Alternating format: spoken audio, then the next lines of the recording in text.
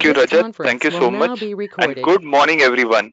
Welcome to the special session, Basti Chikitsa.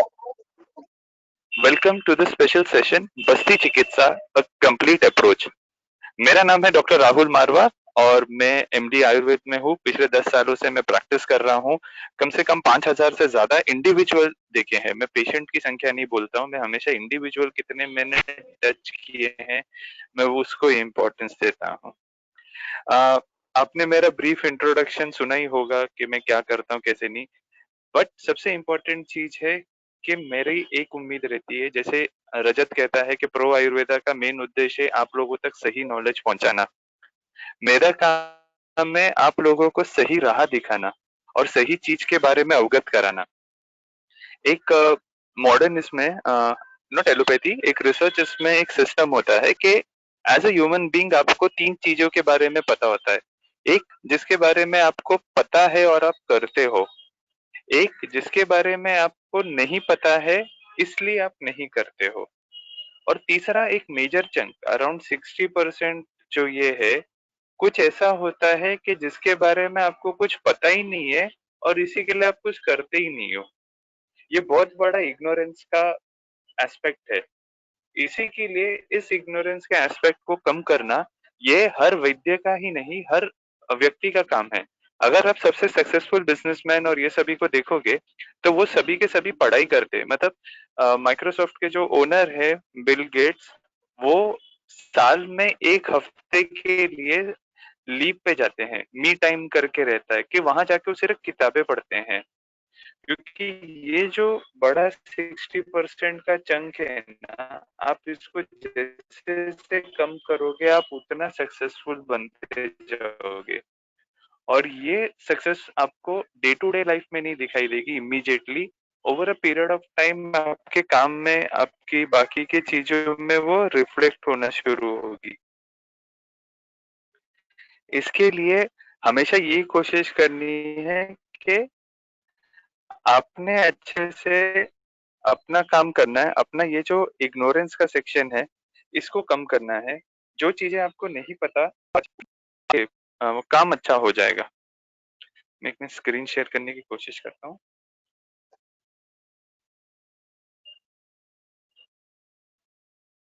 रजत, मुझे screen share का option दोगे?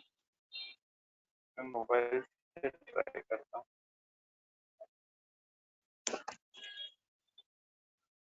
और इसी कारण से हमें हमारी प्रैक्टिस के लिए हमें सब कुछ पता होता है कि पंचकर्म ऐसा है, पंचकर्म वैसा है, हम ये कर सकते हैं, हम वो कर सकते हैं, बट हम करते कुछ भी नहीं है। मतलब आप सही मायने में देखने जाओ, आप और मैं ज्यादा कुछ भी नहीं करते हैं। बस एक ज्यादा से ज्यादा हम हमारा व्यवसाय चलाने के तौर पे कुछ ना कुछ कर रहे होते हैं। स्लाइड दिखाई दे रही है? कोई जन यस मुझे सर, बता सकेगा स्लाइड यस सर दिखाई दे रही दिख है। रही है? यस सर दिखाई दे रही है। Okay, thank you so much. Thank you. तो इसी के लिए जो भी हमारा काम है या जो भी हम पढ़ते हैं, हमें ये कहा गया है कि आप एक बार पढ़ लिया बहुत हो गया, क्या बार बार पढ़ते रहते हो। पर एक याद रखो कि जितना आप ज्यादा पढ़ोगे उतना ज्यादा आप सक्सेसफुल बनोगे, और ये सक्सेस आपकी आपको एक अलग ऊंचाइयों तक लेके जाएगी। मेरा इंटरेस्ट पर्सनली ये है कि आप कैसे अच्छे बन सकते हो और आपको कैसे गाइड कर सकता हूँ वो अच्छाई छूने के लिए। इसी के लिए मेरी कोशिश रहती है, मैं लेक्चर्स लेता हूँ या जो भी सेशंस करता हूँ या कोर्स चलाता हूँ, वो उसका मूल उद्देश्य यही है कि आप उसमें से कुछ सीखें और आप उसको आगे इम्प्लीमेंट करें ताकि आपकी प्रैक्टिस जो है 100 फोल्ड्स बढ़े।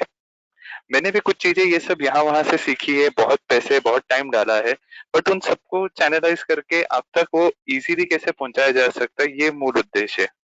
आज जो आप मेरे लेक्चर में सुनोगे, ये सभी मैंने कहीं ना कहीं देखे हैं, सुने हैं, खुद किए हैं या कहीं और पे उसका अनुभव लिया हुआ है। आज मैं आपके साथ वही सब शेयर करूंगा। मेरे एक फेवरेट ऑथर है शेरलॉक होम्स।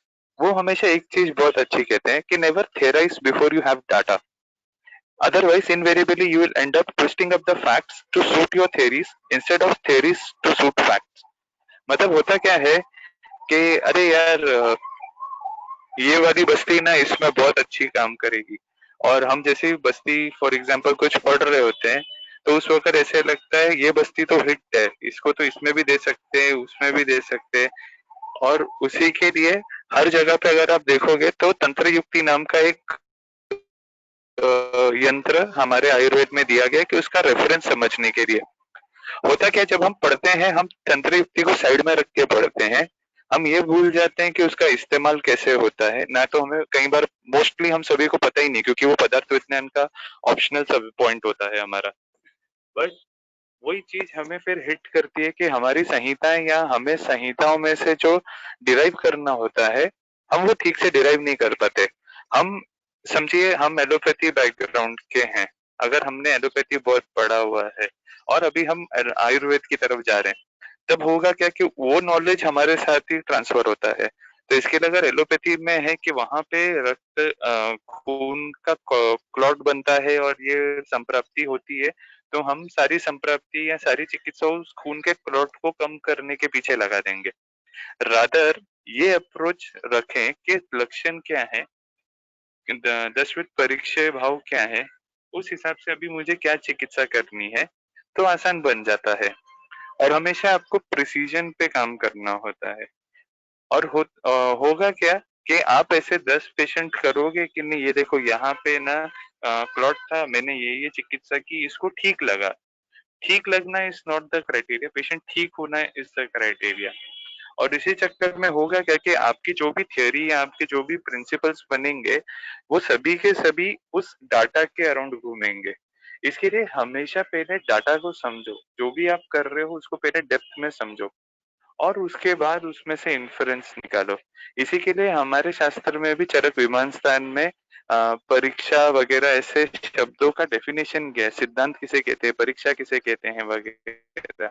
और सिद्धांत का एक ही है कि जो पंचविध परीक्षा प्रश्न है, उन सभी को क्रॉस करके जब वो पुनः पुनः एक ही इन्फ्रेंस देता है, तब उसे सिद्धांत कहते हैं। और आयुर्वेद की किताबें, चरक रहने दीजिए, वाग्भट रहने दीजिए, सुश्रुत रहने दीजिए, ये सभी वो प्रिंसिपल्स बताने वाली हैं। आप कहोगे कि इसमें तो अम्लपित्त नहीं था, अरे इसमें तो HIV के बारे में नहीं था। ऐसा नहीं है, उन्होंने सीधा कहा कह दिया है कि वात पित्त कफ के बगैर कोई और बीमारी नहीं होती, दोष धातु मल मूलम यही बेस है हमारा। अब आप इसका कुछ भी परम्यूटेशन कॉम्बिनेशन करो, वो आपको रिफ्लेक्शन होगा स्वस्थ में भी और आतुर में भी। हम सिर्फ उस एंगल से देखते नहीं है, क्योंकि हमारा प्रॉब्लम क्या होता है कि हमें वो डिफिकल्ट टास्क लगती है, क्योंकि यहाँ पे सब रेडीमेड होता है। एलोपैथी का डायग्नोसिस, उसकी चिकित्सा, काम खत्म। मैं क्यों अपना दिमाग लगाऊं। ये अच्छी बात है जब आप फर्स्ट ईयर या सेकंड ईयर के स्टूडेंट हैं, या फिर आप झोला छाप स्टूडेंट है, झोला छाप वैद्य मैं कहूंगा। बट अगर आपको एक अच्छा वैद्य बनना है, या आपको आपके एरिया का टॉप मोस्ट, चलो आपके एरिया से ज्यादा भी मैं कहूंगा आपके राज्य का टॉप मोस्ट अगर वैद्य बनना है, तो आपको उसके लिए ये सब चीजों के ऊपर ध्यान देना ही पड़ेगा। ऐसा नहीं है कि लोग उसके बगैर महान नहीं बनते, उनके अंदर अलग क्वालिटीज रहती है। बट अगर आपको एक अच्छा वैद्य बनना है, एक सच्चा वैद्य बनना है, तो उसके लिए आपको ये सब चीजें फॉलो करनी पड़ेंगी। और दूसरी, आज का टॉपिक बस्ती लेने के पीछे का एक ही सबसे बड़ा कारण है कि चलो बस्ती तो हमारी प्रैक्टिस की एक बैकबोन है। हम सभी के यहाँ पे बहुत टाइम से बहुत ज्यादा पेशेंट होते हैं बस्ती के, तो हम इसके लिए बस्ती के पीछे जाते रहते हैं। बट सेकेंडली ये ऋतु है, अभी यहाँ बम्बई में वर्षा ऋतु शुरू हो गया है। तो वर्षा ऋतु का स्टार्टिंग जो प्रावरुट कहते हैं, वो बस्ती के लिए योग्य काल कहा गया है। और इसमें स्वस्थ व्यक्ति के लिए भी, स्वस्थ व्यक्ति के लिए इस सीजन में ही देना रहता है बस्ती। वात प्रकृति का स्वस्थ व्यक्ति जो कभी नहीं रहता यूजुअली, बट अगर आइडियल कंडीशन मिले तो ये सबसे बेस्ट सीजन है। साथ ही साथ बारिश के सीजनों में संधिवात, आमवात, ये सभी बीमारियों के बारे में काफी कुछ आता है। मैं कुछ ही केस इसके बारे में डिस्कस करूंगा, बट आपको एक गाइडलाइन दूंगा कि ये वाली बस्ती कब करनी है, ये वाली बस्ती कब करनी है, ताकि आप उसका प्रैक्टिस में यूज कर सके। केसेस मेरे से ज्यादा आपको बहुत बाकियों के भी मिलेंगे, कहीं यूट्यूब पे, कहीं और पे। आप उधर से भी ज्ञान ले सकते हैं, बट जो बेसिक आउटलाइन है जब तक वो क्लियर नहीं होगा तब तक ये अच्छे से प्रिसाइज नहीं होता है। हमारे यहाँ कॉलेज में एक कहावत थी, बीएमआर, बेसिक मेटाबॉलिक रेट नहीं थी, उसका था बेसिक में राडा। यानी अगर आपका बेसिक ही क्लियर नहीं होगा ना, तो आप हमेशा राडा यानी गड़बड़ी करोगे। इसके लिए आपका बीएमआर हमेशा सही होना चाहिए, बेसिक में कोई राडा नहीं होना चाहिए। इसके लिए आज मैं आपको सिर्फ वो गाइडलाइंस के ऊपर ज्यादा फोकस करूंगा कि जिस पे हमने कंसंट्रेट करना है, क्योंकि हम जिस चीज पे कंसंट्रेट करेंगे या जिस चीज को एलिमिनेट करेंगे उतना क्लियर हमको नॉलेज होगा। और बस्ती जो है वात प्रधान दोषों में या फिर केवल वात रोगों में प्रयोग करने के लिए है। बस्ती इस वात व्याधि या वात रिलेटेड जितनी भी चीजें हैं उसका अग्रगण्य माना गया है या सबसे बेस्ट माना गया है। जब वो वर्ड यूज करते हैं वाग्भट, अग्रेय यानी दी बेस्ट, वो उत्तम चिकित्सा या अर्ध चिकित्सा ऐसे नहीं कहते, वो अग्रेय कहते हैं, अग्रगण्य यानी वहां की सबसे बेस्ट ट्रीटमेंट है। और ये जो सबसे बेस्ट ट्रीटमेंट है ये 3 टाइप की होती है, निरुआ, अनुवासन और उत्तर बस्ती। अभी ये सब तीनों का बेसिक स्ट्रक्चर समझने की जरूरत क्या है, क्योंकि अगेन मेरे फेवरेट शेरलॉक होम्स कहते हैं कि एलिमिनेट ऑल अदर फैक्टर्स, सारे जो भी उसके आजू इर्द के फैक्टर्स हैं उसको एलिमिनेट करो और जो बचता है दैट इज द ट्रुथ। जब आप एक बस्ती के लिए योग्य पेशेंट ढूंढते हो, सारी चीजें बस्ती के बारे में आपको पता है और जो नहीं है बस्ती रिलेटेड आप उसको एलिमिनेट करते हो, तो बस्ती क्या है ये आपको अच्छे से समझ में आता है। सिमिलरली बस्ती की प्लानिंग करते वक्त सारे वेरिएबल प्लान करना। अगर आप लोगों ने अभी नेटफ्लिक्स पे जो मनी हेस्ट करके सीरीज थी अगर आपने देखी होगी, तो उसमें जो प्रोफेसर है वो क्या करता है, वो 5 साल सिर्फ एक चोरी के पीछे प्लानिंग कर रहा होता है कि कैसा इंसान चाहिए उसको, उसके लिए क्या क्या वेरिएबल्स हो सकते हैं, कौन किधर टच कर सकता है, उस हिसाब से मतलब वो पहले प्लान करता है और फिर आदमी ढूंढता है। हमारा हमेशा उल्टा होता है, हम आदमी पहले ढूंढते हैं और फिर प्लान करते हैं। तो वैसे नहीं होना चाहिए। पेशेंट भी अगर आएगा तो पेशेंट के लिए क्या सही है उस हिसाब से द्रव्य चुनिए। ऐसा नहीं होना चाहिए कि मेरे पास 10 मूल है इसके लिए मैंने आज 10 मूल का काढ़ा दे दिया, ऐसा नहीं होना चाहिए। पेशेंट के लिए क्या है वो आप ढूंढो, हमेशा ये अप्रोच रखोगे ना तो आपको सक्सेस बहुत जल्दी मिलेगी। तो हम सबसे पहली चीज निरोग बस्ती की ओर आते हैं। निरोग बस्ती या स्थापन बस्ती हम सभी को पता है कि ये काढ़े की दी जाती है, उसका क्या बोलते हैं प्रत्यागम होता है, ये सब लक्षण है वो सब हमारी किताबों में लिखा ही हुआ है। बट इन सब का प्रैक्टिस में आपने किन चीजों पे स्पेसिफिकली हाईलाइट करना है या ध्यान रखना है, ये 11 पॉइंट मैंने आपको उसी के लिए दिए हैं। क्योंकि संहिताओं में बाकी सब कुछ है, बट ये चीजें कई बार नजरअंदाज हो जाती है क्योंकि हम लोग ध्यान नहीं देते, हम पढ़ने के लिए पढ़ते हैं, हम ऑब्जर्व नहीं करते कि उसको क्या कहना है। और कई बार ये 11 पॉइंट हमारे छूट जाते हैं, जिसके कारण फिर हमें बस्ती में चाहिए वो सक्सेस नहीं मिलती, या फिर बस्ती व्यापक जैसी कंडीशंस आनी शुरू हो जाती हैं।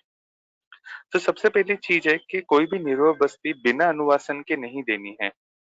अगर आपको कभी भी निरोग देने का प्लान है तो उससे एक दिन पहले या उस वक्त पहले आप अनुवासन बस्ती दीजिए। पहले इन द सेंस एक दिन पहले यूजुअली रहता है, या फिर सुबह अनुवासन गई है तो शाम को निरोग होगा, ऐसा प्लानिंग है। बिना अनुवासन के कोई भी निरोग नहीं देना, क्योंकि निरोग बस्ती एक रुक्ष बस्ती है, रुक्षन करने वाली है और शरीर का बल हानि होता है। अभी भले वो स्थूल हो, भले प्रमेही हो, भले कुछ और हो, बट जहां पे आपको दिखता है कि इधर रुक्षन होने वाला है पहले अनुवासन देना है। जो अयोग्य है वो अयोग्य है निरोग के, पर जो योग्य है उसमें सबसे पहले आपको निरोग बस्ती देनी है। निरोग बस्ती सॉरी अनुवासन देनी है। निरोग बस्ती देने से पहले अनुवासन बस्ती देकर शरीर का स्नेहन होता है, बल टिक के रहता है, शरीर का सारा जो फंक्शनिंग है वो स्मूथ रहता है। और सबसे इम्पोर्टेंट जो दोष हैं या जो हम बाहर निकालना चाहते हैं वो चीजें लूज हो जाती हैं और वो वहां से छुटती हैं, जिसके कारण आसानी से वो बाहर फेंकी जा सकती है। दूसरी एक ऐसी चीज है कि अगर सपोज आप अनुवासन बस्ती देने के लिए टाइम नहीं है या पेशेंट अब भी है और अब भी देना ही है उसको निरूह, तो ऐसे टाइम पे पीटी जोशी जो नाना जोशी हैं दूल्हे के, वो हमेशा सस्नेह निरूह देते हैं। मैं आगे उसके बारे में बताऊंगा, बट उसमें जो स्नेह की मात्रा है वो अच्छी होती है, लगभग 100-120 ml जितना स्नेह उसमें होता है। और वो स्नेह देने के बाद ही ये बस्ती दी जाती है, जिससे अच्छे से काम भी हो जाता है।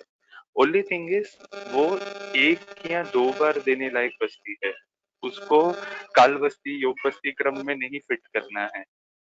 ठीक है, इतना ध्यान रखिए कि ये जो टाइप्स की बस्ती होती है ना, जो प्रैक्टिस में लोग वेरिएशन लाते हैं, वो एक वेरिएशन है, वो असली शास्त्रोक्त चीज नहीं है। इसका मतलब वो गलत है ऐसा नहीं है, इसका मतलब ये है कि उन्होंने एक सिर्फ वे आउट फाइंड किया है कि चल काम हो जाए, काम चलाओ, या काम पूरा करने के लिए। क्योंकि कई बार कुछ चैलेंजेस रहती हैं कि पेशेंट नहीं लेता है या फिर वहां पे उतनी सुविधाएं नहीं होती है, तो चलो ये एक ऑप्शन है, but that is not the ultimate truth. Problem क्या होती है, हम एज अ स्टूडेंट उसको अल्टीमेट ट्रूथ मान लेते हैं और हम उसके पीछे भागते हैं। हमारे लिए हमारा अल्टीमेट ट्रूथ हमारे ग्रंथ है। जैसे तपन कुमार सर अहमदाबाद के हैं, वो हमेशा कहते हैं कि अपने बृहत्त्रय को रोज सुबह गले लगाओ अपनी गर्लफ्रेंड जैसा, उसको पप्पी करो और बोलो आई लव यू, और फिर देखो कैसे नहीं वो बृहत्त्रय आपके दिमाग में जाते हैं। हम उससे प्यार ही नहीं करते, हम बोलते कौन पढ़ेगा, क्या किटकिट है। अगर हमारा यही अप्रोच रहेगा तो बृहत्त्रय भी बोलेंगे कौन है ये, क्या करना है इसको, निकल यहाँ से, तेरे को नहीं समझाने वाला। बट वो उतने बुरे नहीं है, वो बहुत माँ की तरह एक बहुत दयालु है। इसके लिए आप अगर उन पे प्यार बरसाओ, वो आप पे चिकित्सा में फल देने लायक प्यार बरसाएंगे। तीसरा पॉइंट, कभी भी निरूह बस्ती देने से पहले उसे खाली पेट होना चाहिए। कम से कम 2 से 3 घंटे का गैप उसमें होना चाहिए। ये गैप इसके लिए होना चाहिए क्योंकि अन्न पचन के टाइम पे आप निरोह बस्ती नहीं दे सकते हो, अजीर्ण और आगे चल के मृत्यु तक होने के चांसेस हैं। इसके लिए ध्यान रखो कि अगर आपका पेशेंट 12 बजे आ रहा है तो उसने 9 बजे तक नाश्ता खा लेना चाहिए। कई बार ऐसे होता है कि पेशेंट बोलते सर मेरा तो अभी नाश्ता हुआ नहीं, मैं क्या करूं, मैं बस्ती के लिए आज ये करता हूँ, कुछ तो भी और प्लान करता हूँ वगैरह। ऐसे टाइम पे उनको कहिए कि 1 कप दूध पी लें और फिर 2 घंटे बाद आ जाए तो भी चल सकता है, बट बिना कुछ खाए पिए ही उसको बस्ती देनी है। उसके बाद में दूसरी इंपॉर्टेंट चीज, आइडियली या तो आइडियली सुबह में ही देनी है, या फिर ग्रीष्म और शरद ऋतु जैसे टाइम पे आपने शाम के टाइम पे उसको निरोबस्ती देना है। शाम जब मैं बोलता हूँ तो वो 4 बजे से लेके 6, 6:30 का 7 बजे तक का टाइम है ज्यादा से ज्यादा। कई बार लोग 9, 9, 10, 10 बजे निरुआ बस्ती देते हैं, मुंबई में बहुत कॉमन है। अरे नहीं, वो पेशेंट को टाइम नहीं था इसके लिए दे दिया। ये पागलपन नहीं करो। अपने कोड ऑफ एथिक्स फाइनल रखो कि मैं ये टाइम पे ये चीज नहीं करूंगा। क्यों नहीं करूंगा, शास्त्र नहीं बोलता है। क्या होगा, पैसे जाएंगे, जाने दो, लॉन्ग रन में आपको एक भी व्यापत नहीं मिलेगा। उधर व्यापत आ गया, आपकी पूरी प्रैक्टिस बैठ जाएगी। इसके लिए जहां शास्त्र ने बोला नहीं देना है, नहीं देना। और दूसरा, हम ये क्यों कर रहे हैं, हमारे पैसे के लिए कर रहे हैं कि पेशेंट की भलाई के लिए कर रहे हैं। ये अगर हमारा क्लियर होगा तो कभी ये प्रॉब्लम, ये दुविधा ही नहीं आएगी। उसके बाद में अगर सपोज क्या नाम है, शाम के टाइम पे भी अगर आप दे रहे हो उसे अनुवासन बस्ती, तो उस समय भी आपने ध्यान रखना है कि सॉरी निरो बस्ती, तो ध्यान रखना है कि 2 से 3 घंटे का गैप होना ही चाहिए। पांचवा और सबसे इम्पोर्टेंट पॉइंट, हम जैसे मोबाइल में जीपीएस का यूज करते हैं एक से दूसरी जगह पहुंचने के लिए, उसी तरह बस्ती का जीपीएस है उसका प्रक्षेप। प्रक्षेप आप जो भी डालेंगे वो डिसाइड करता है कि ये कहाँ जा रहा है, या उसको डायरेक्शन देता है वहां पहुंचने के लिए। किसी एक फ्रेंड का थीसिस ही था, उसने जब ये बात बताई तब हमारे को भी क्लिक हुआ कि अरे ये ऐसे काम होता है। क्योंकि बस्ती का प्रक्षेप अगर आप देखोगे होता बहुत थोड़ा है। अगर आप कई ग्रंथों के बस्ती देखोगे तो उसमें इतने ढेर सारे प्रक्षेप हैं, और होता कितना है, 10 ग्राम या 5 ग्राम डालना। अब इतने सब चीजें की क्या जरूरत है जब जाना एकदम थोड़ा है। तो वो इसके लिए है क्योंकि वो इसका जीपीएस है, वो उसे डायरेक्ट करता है कि इसको कहाँ भेजना है। मैं आपको मेरे क्लिनिक का एग्जांपल दूंगा कि मैं इनिशियली जब जस्ट प्रैक्टिस शुरू हुई थी तब ऐसे ही बिना प्रक्षेप का निरोध देता था, या मेरे स्टाफ कभी ध्यान नहीं देते थे कि डाला नहीं डाला। तो मेरे को जब ये ध्यान में आया कि अरे यार कोई चाहिए वैसा रिजल्ट नहीं मिल रहा, तो पहला ही रीजन ध्यान में आया कि अरे हम प्रक्षेप तो डाल ही नहीं रहे, हमेशा गड़बड़ कर रहे हैं। और जिस पेशेंट के लिए ध्यान में आया उसका तभी कुछ योग बस्ती क्रम का तीसरा चौथा या पांचवा दिन था। तो अगले बस्ती में ही मैंने प्रक्षेप डाला। अब प्रक्षेप डालने के बाद इमीडिएटली जो इतने दिन से कुछ लक्षण सॉरी जो रिलीफ नहीं था वो इमीडिएटली मिल गया। तब से फिर ऐसे हो गया कि नहीं, प्रक्षेप चाहिए ही चाहिए। बिना प्रक्षेप के कोई भी निरोग बस्ती नहीं जाएगी। और उसका इफेक्ट आपको जहाँ दिखता है वो है स्पेशली लेखन बस्ती वगैरह की कंडीशंस में, कि जहाँ पे आपको लेखन करना है तो हम गोमूत्र वगैरह ऐसी चीजें डालकर फोर्स करते हैं वो करने के लिए कि इसका लेखन हो। बट अगर आप उसमें सादा, सपोज आपने त्रिफला का काढ़ा लिया है, उसमें आप त्रिफला का प्रक्षेप डालिए और बाकी चीजें डालिए और बाकी गोमूत्र जो डालना है, जो 15-16 दिन का काम है वो आपका 8-10 दिन में ही होना शुरू हो जाता है। तो आपको उतना ज्यादा कुछ करने की जरूरत नहीं पड़ती है। इसके लिए प्रक्षेप हमेशा दीजिए डालिए। और स्पेशली जो ये हमारी अ, इस तरह बस्ती और क्या रहती है, यापन बस्तियां जो रहती है ना, यापन बस्ती में तो प्रक्षेप का सबसे इम्पोर्टेंट काम है। जो भ्रूवन करना है, जो अंदर से धातुओं का भ्रूवन करना है, वो सारा कुछ ये प्रक्षेप के थ्रू ही होता है। दूध वगैरह तो चीजें है ही है, बट उसका एक्चुअल जो काम है वो इससे होता है, प्रक्षेप के कारण। छठा और इम्पोर्टेंट पॉइंट, निरूह बस्ती की जो हमेशा मात्रा है, लोग 200 ml की बस्ती को भी निरूह बस्ती बोलते हैं। ये प्रॉब्लम है।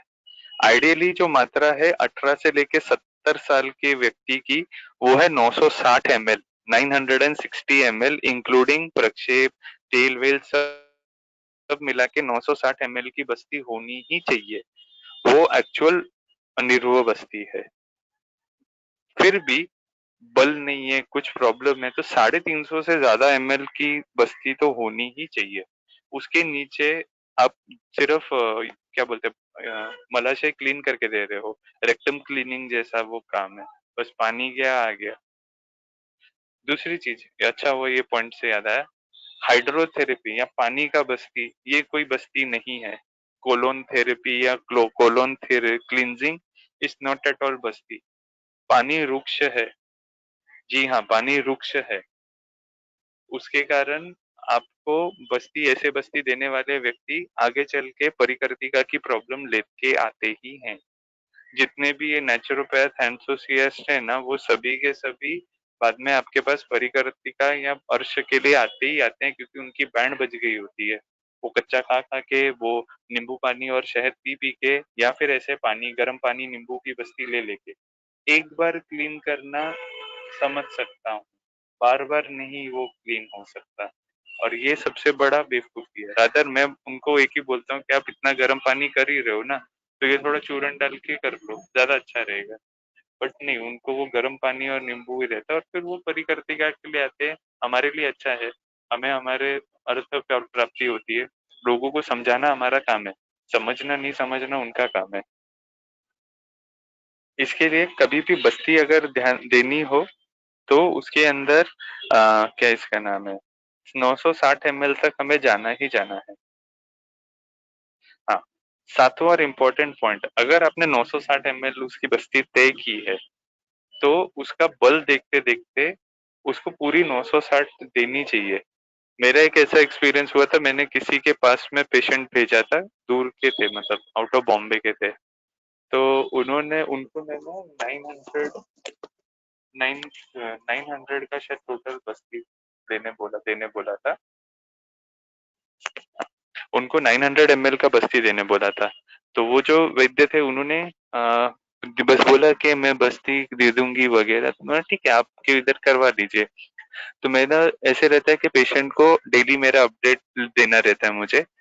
तो पेशेंट को मैंने पूछा कि कितनी बार मोशन के लिए गए, तो बोले एक ही बार। मैंने बोला आपको एक बार में कितना गया था उन्होंने जो काढ़ा दिया? नहीं उन्होंने दिया उतना चला गया। मैं बोला पर आपने एक बार में 1 लीटर अंदर ले लिया? बोले 1 लीटर तो नहीं था। फिर मैंने वो डॉक्टर को फोन किया, मैं बोला आपने कितना दिया? तो बोले नहीं सर एक अराउंड 300 ml गया रहेगा। मैंने बोला पर मैंने तो आपको 960 ml दिया था। नहीं उसको मल त्याग हो गया ना तो हो गया। तब मेरे को समझ में आया कि अरे बाप रे ये बहुत बड़ा प्रॉब्लम है, बीएमआर है, बेसिक में राड़ा। तो मैंने फिर उनको बोला कि नहीं अभी से आपने एक ध्यान रखना है 960 ml पूरा जाना चाहिए।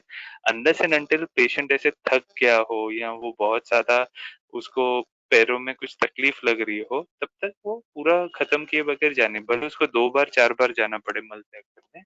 आपने उनको पूरी 960 ml 900 ml बस्ती देनी ही देनी है।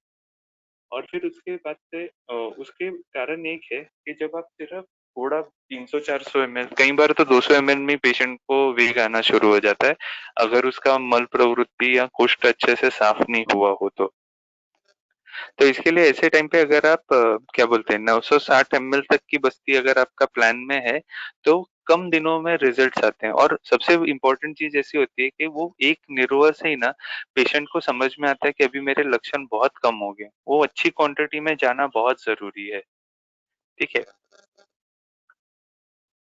बस्ती जो है निरो बस्ती 1 साल की उम्र से भी दे सकते हैं। अष्टांग हृदय सूत्रस्थान 19 का रेफरेंस है। 1 साल की उम्र से 1 साल की उम्र में कुछ 40 ml काढ़े की बस्ती है उन्होंने कही हुई। और देन हर साल के हिसाब से एक एक तो प्रस्त बढ़ाते जाना है। एक एक हाँ एक एक प्रस्त 40-40 ml बढ़ाते जाना है।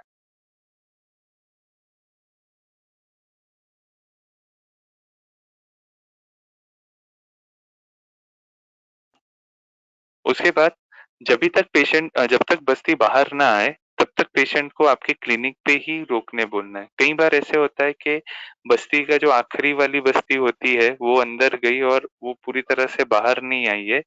तो पेशेंट को ऐसे लगता है कि क्या इसका नाम है, मेरी बस्ती अभी निकलेगी नहीं, मैं घर चला जाता हूँ। कभी ऐसे नहीं करना है। पेशेंट को चक्कर वगैरह आ के गिर भी सकता है। हमारे कॉलेज में भी हमने देखा था कि और मेरे क्लिनिक में भी एक बार एक पेशेंट ने ऐसे किया था कि बाजू में तो रहती हूँ घर से, क्लिनिक से 5 मिनट के वॉकिंग डिस्टेंस पे मैं घर जाती हूँ आखिरी बस्ती। स्टाफ ने भेज दिया और ये मैडम को यहाँ से घर पहुंचने के बीच में मल वेग आ गया। अब वो कुछ करे क्या? तो उतने में मल त्याग होते होते वो चक्कर आके गिर गए। तो ये चीजें ना होने के लिए आपको ध्यान रखना है कि कभी भी पेशेंट का पूरा पेट जब तक क्लियर ना हो, पेशेंट की आखिरी बस्ती देने के बाद वो बाहर सॉरी उसको मल त्याग जब तक नहीं होता तब तक आपने पेशेंट को वहां से भेजना नहीं है। उसके बाद जब भी अपना प्रॉपर इवैक्यूएशन हो गया कि उसके बाद में उसको गर्म पानी से हाथ मुंह पैर धोने बोलना है या फिर गर्म पानी से नहाने के लिए बोलना है अगर उसे चाहिए तो। और लास्ट और सबसे इम्पोर्टेंट कि पेशेंट ने कुछ तो भी आपकी क्लिनिक से बाहर निकलते वक्त कुछ तो भी खाकर निकलना है। खाली पेट नहीं निकलना है। जैसे मैंने पहले कहा कि ये रुक्षण करने वाली चिकित्सा है या रुक्षण करती है, इसके लिए पहले नहीं खाना है। बट एक बार बस्ती सब देकर हो गया, सब बाहर निकल गया कि उसके बाद में उसने खाना है ये थोड़ा। यूजुअली मैं राजगिरे की चिक्की या राजगिरे का लड्डू यहाँ बम्बई में मिलता है वो उन्हें खाने बोलता हूँ। नहीं तो उन्हें थोड़े से दाल चावल घर से लाने बोलता हूँ या एक रोटी और कुछ, बट ऐसे हल्का, ताकि वो थोड़ा खाएं और फिर ही यहाँ से निकले। तो अभी जो मैं सस्नेह निरोग के बारे में बात कर रहा था उसके बारे में थोड़ा हम ये समझेंगे कि क्या है।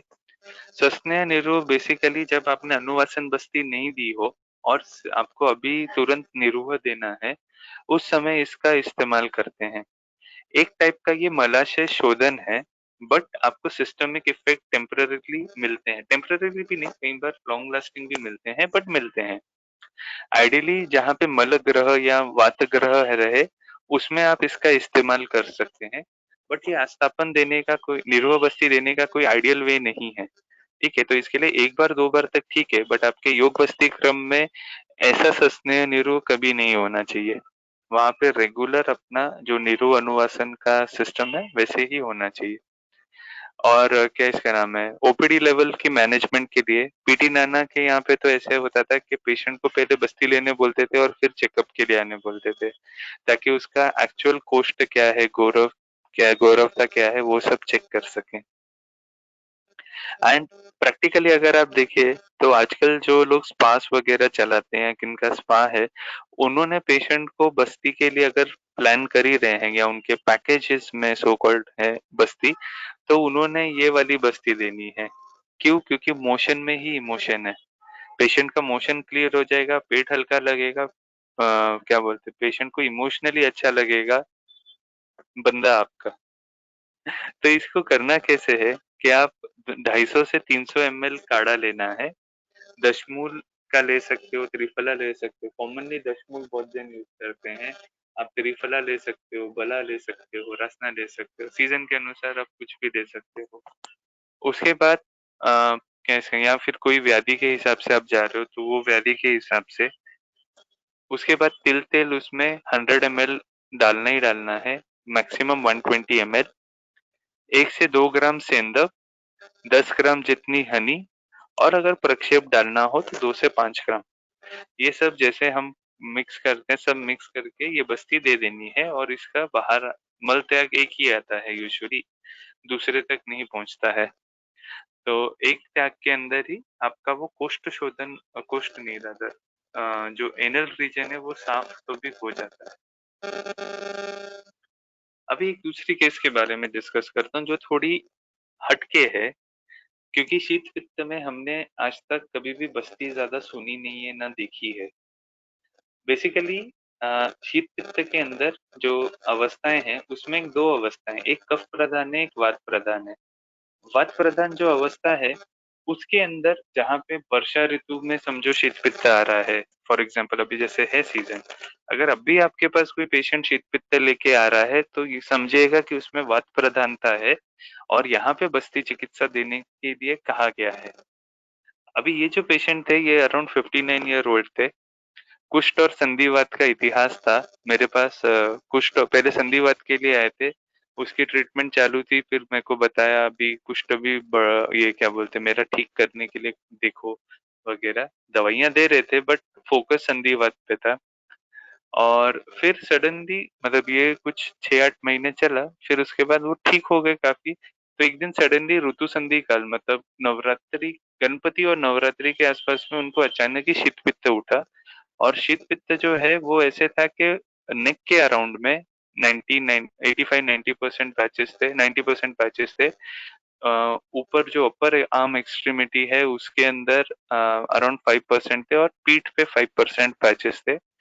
कंडू बहुत था, मतलब ऐसे खुजा ही रहे थे, और रक्तवर्णी ब्राइटिश रेड, ब्राइटिश पिंक रेड कलर के पैचेस थे।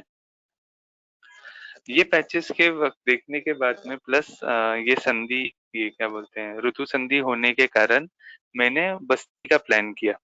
अब बस्ती का प्लान, मैं जब मेरे एक गुरु हैं वैद्य दिलीप गाडगिल सर पुणे में, उनके यहाँ जब प्रैक्टिस के लिए जाता था तब देखा था कि शीत पित्त में बस्ती देते हैं सर। तभी तो दिमाग ही हिल गया था कि ये ऐसे कैसे। तब जैसे सर ने, मैंने आपको बताया वैसे ही सर ने भी समझाया कि इससे वर्षा ऋतु है, उसमें बात का अनुबंध है, इसके लिए हम बस्ती दे रहे हैं। तो वहां से वो मेमोरीज क्लिक थी कि नहीं, बस्ती दे सकते हैं शीत पित्त में ऐसे ऐसे सीजन में। और ये पेशेंट आ गए, तो फिर बोला चलो अब इस्तेमाल करो। अब क्वेश्चन अगला था कि कौन सी बस्ती इस्तेमाल करेंगे, शीत पित्त का नाश होना चाहिए, बट ये बंदा तो कुष्ठ और संधिवात वाला है, इसमें तो क्लेद का अवस्था ही है। अब इसमें कौन सी बस्ती यूज करें? तो वहां पे पंचतिक्त बस्ती का इस्तेमाल किया। अगर आप कस्तूरी जी की किताब के पीछे जो बस्ती दी हुई है उसमें ये पंचतिक्त बस्ती आई हुई है। तो इस बस्ती में पंचतिक्त का काढ़ा, सफेद राई का पेस्ट, गाय का घी, और हनी, और मैं सेंधव, सेंधव शायद नहीं है कि है, मेरे को भी एकदम क्लिक नहीं हो रहा। तो इतना उसके अंदर कंटेंट है। तो ये बस्ती का ये वाली बस्ती हम बनाई। हाँ, उसमें मदन फल भी है। अ, तो ये वाली बस्ती बनी, और उन्हें बस्ती देने के बाद में मतलब वो जब आए तब उनको सस्नेह टाइप की, सॉरी, ये बस्ती में क्योंकि घी काफी है, 30 के 40 ग्राम जितना घी है, तो उनको डायरेक्टली सस्नेह बस्ती जैसा ही इनको बस्ती दी गई, ये निरूह। पहली सेटिंग में ही 70 से 80% ये पैच चला गया था, 90% कंडू रात तक चला ही गया था। उनको ये 15 दिन दी, बट बीच बीच में उनको अनुवासन बस्ती के लिए हम लोग पटोल निम्ब वासा का सिद्ध तेल मैं बना के रखता हूँ काफी बार, वो तेल उनको बस्ती के लिए इस्तेमाल किया गया। बट ये मेरा तभी एंगल एस्पेक्ट ये था कि इनका शीत पित्त ठीक हो जाना चाहिए, वापस नहीं आना चाहिए, बट कुछ अनइंटेंडेड रिजल्ट्स भी दिखे। मैं अनइंटेंडेड इसके लिए कह रहा हूँ, मतलब रिजल्ट नहीं तो है अनइंटेंडेड इसके लिए क्योंकि मैंने वो एक्सपेक्ट नहीं किया था, मैंने वो इनिशिएट नहीं किया था, बट मुझे ये दिखाई दे। तो सबसे मेन था कि उनका 8 किलो 15 दिन में कम हो गया था वजन। उनके जो संधि ग्रह थे ना, मतलब जो उनको कभी कभी ऐसे सुबह उठने पे थोड़ा स्टिफनेस वगैरह रहती थी, वो सब इतना रिलैक्स हो गया कि उन्होंने उनकी बेटी की शादी थी कुछ 1 डेढ़ महीने बाद, उन्होंने अपनी बेटी की शादी में इतना अच्छा डांस किया, मतलब वो स्टिक लेके चलते थे, वो स्टिक उनकी छोड़वा दी थी, बट जब ये बस्ती दी गई उसके बाद उन्होंने डांस भी किया, उसका वीडियो भी है मेरे को, उन्होंने भेजा हुआ कि थैंक्स टू यू ये सब आज हुआ है। बट वो सब क्यों हुआ, क्योंकि ये तब मेरे को समझ में आया कि जो संधियों में क्लेश वगैरह था, जो पित्त कफ प्रदान क्लेश था, जो अभी तक अटका था, उसे ये बस्ती ने ठीक कर दिया। और अभी ऐसा है, पिछले 5 साल से तो वो हर साल नवरात्रि के आसपास में 8 दिन के लिए बस्ती ले लेते हैं, क्योंकि पंजाबी हैं, कोई पथ्य फॉलो नहीं करते हैं। आप कितना भी बोल लो, 2 दिन फॉलो करेंगे, 4 दिन फॉलो करेंगे, उसके बाद सब उधर ही है। तो इसके लिए क्या करते हैं, जब 8 दिन नवरात्रि के आसपास के वो डिवोट करते हैं, तभी सब फॉलो करेंगे। तो टोटल 8 दिन बस्ती के और 8 दिन आगे का संसर्जन क्रम, ऐसे 16, और 3 दिन 3 से 4 दिन पहले अलग ये रुक्षन के, तो ऐसे करके वो 21 डेज सब फॉलो करते हैं। बाकी साल भर उनसे कुछ मत बोलवाइए। अब अगला आता है तो वो है अनुवासन बस्ती। अनुवासन बस्ती में भी कुछ गाइडलाइंस है सिंपल, बट थोड़ा ध्यान देना है। अनुवासन बस्ती कभी भी खाने के बाद देनी है, कुछ भी खिलाया फिर ही अनुवासन बस्ती देना है, खाली पेट नहीं देना है। यूजुअली आजकल क्या होता है कि हमारे यहाँ पे लोग जो आते हैं वो स्नेहन स्वेदन हम उनका करते हैं, फिर बस्ती देते हैं, फुल बॉडी रहता है, कईयों का मसाज, कईयों का सिर्फ लोकल रहता है। तो अभी प्रॉब्लम ऐसा है कि अगर वो फुल बॉडी मसाज ले रहा है तो 2 घंटे का गैप चाहिए वापस। फिर प्रॉब्लम कि अभी इसको करें क्या, तो पहले उन्हें मसाज सब दीजिए, आपके थेरेपिस्ट ने उनको कुछ खाने को देना है, फिर राजगीरा जी। हेलो। बेटा ठीक आ गया तो ना, वो हमने जो दवाई खिलाई थी उससे ठीक है। विटामिन ही तो लिव 52 तो चल रही थी, यूडी लिव चल रही थी, यूडी लिव तो तेरी अब बंद है। रजत जरा विटामिन और लिवर इनको म्यूट करोगे? Thank you. कहाँ था मैं? हाँ, तो उनको बस्ती देने से पहले आपके थेरेपिस्ट ने कुछ खिलाना चाहिए। जनरली राजगिरे की चिक्की एक अच्छा ऑप्शन है, मतलब राजगिरा जो है बेसिकली उसको मुझे हिंदी नाम नहीं पता, बट यहाँ पे हम राजगिरा कहते हैं। आजकल वो सुपर फूड है। अमरांत के रामारंत ऐसे कुछ उसका इंग्लिश नाम है, तो वो आजकल सुपर फूड बना हुआ है राजगिरा। बट वो राजगिरा हमारे यहाँ पे उपास में महाराष्ट्र में बहुत फ्रीक्वेंटली खाया जाता है, और उसके लड्डू या चिक्की शक्कर वाले रहते हैं, बट हल्के रहते हैं क्योंकि उसके अंदर बाइंडिंग एजेंट बहुत कम, या गुड़ और ये बहुत कम पड़ता है, तो वो उनको खिला सकते हैं। और वो खिलाने के बाद में बस्ती दे दो। अगर वो कैरी कर रहे हैं तो उनको अगेन एक छोटी रोटी सब्जी या फिर ये क्या बोलते हैं, कुछ ऐसा खाने बोल दीजिए, बट पानी नहीं पिलाना है, बस इतना ध्यान रखना। ठीक है, वो हो गया कि उसके बाद में उनको बस्ती दे दो। कई लोग, मतलब मैं अभी एक एक्सपीरियंस शेयर करूंगा मेरे फ्रेंड का। उन्होंने पेशेंट को कहा कि आप कल जब बस्ती लेने आओ, बस्ती के लिए आओगे ना, तो कुछ खा के आइएगा, हो सके तो मूंग की दाल खा के आना। अब ये व्यक्ति ने, पेशेंट ने क्या करना चाहिए, मूंग की दाल कौन सी खानी चाहिए? भाई साहब ने वो फरसान वाली मूंग की दाल जो नमकीन रहती है, भाई साहब वो खा के आए थे। और इनको भी, इन्होंने भी बस्ती सब दे दी। तो बोलते हैं सर ये ऐसी मूंग की दाल तो अच्छी रहती है ना, बड़ा मजा आता है ऐसे खाने में। इनका जो दिमाग घूम गया, बोल तुझे किसने बोला ये मूंग की दाल? बोलते सर आपने तो बोला मूंग की दाल खाओ। बोलता अरे मैं मूंग की दाल यानी खाने वाली दाल, ये वाली दाल नहीं।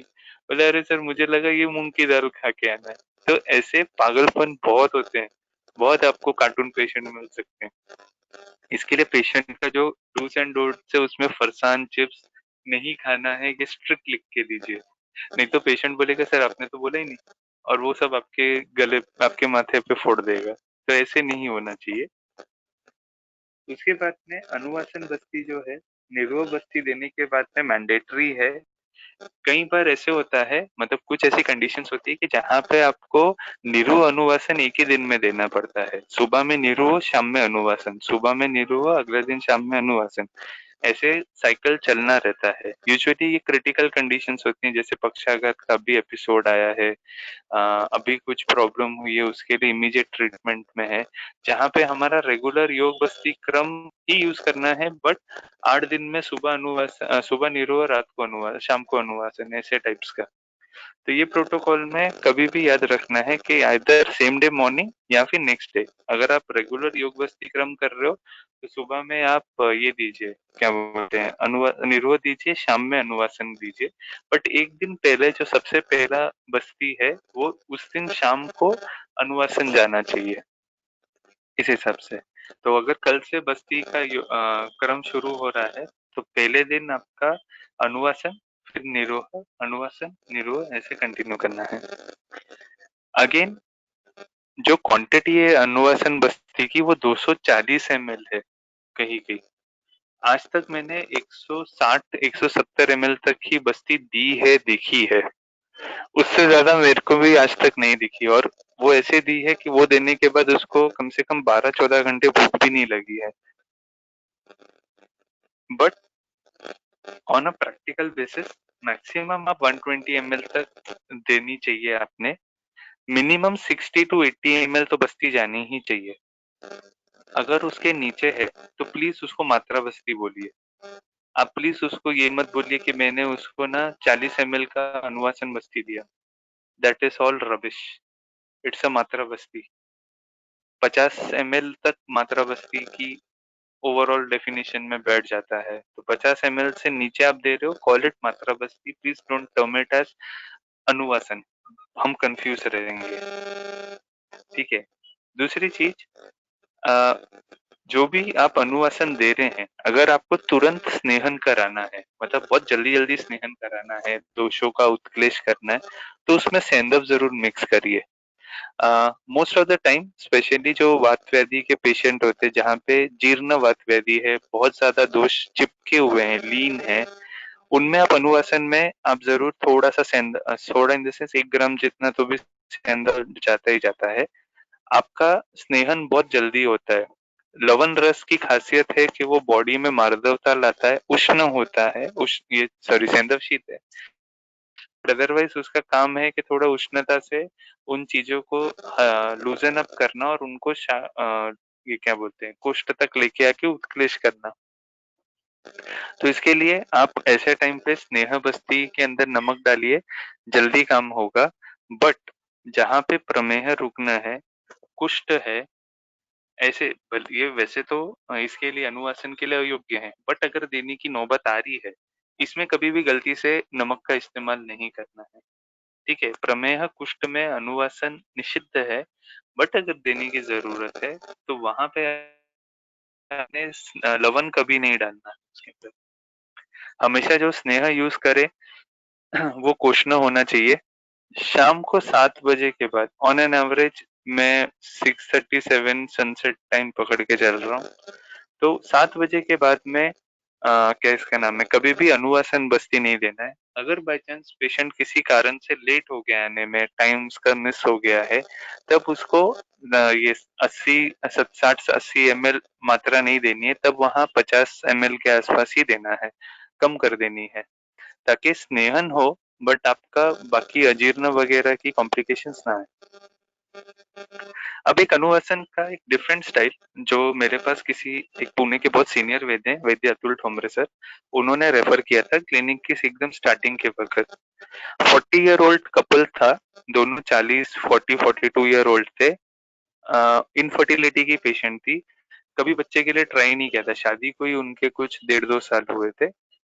तो वो पेशेंट की खासियत ऐसी थी कि वो लोग दोनों जिम इंस्ट्रक्टर्स थे। तो 6 से 8 घंटा क्लाइंट ट्रेनिंग प्लस 2 घंटा खुद की जिम ट्रेनिंग, ऐसे कम से कम 10 से 12 घंटे वो लोग सिर्फ एक्सरसाइज व्यायाम करते थे।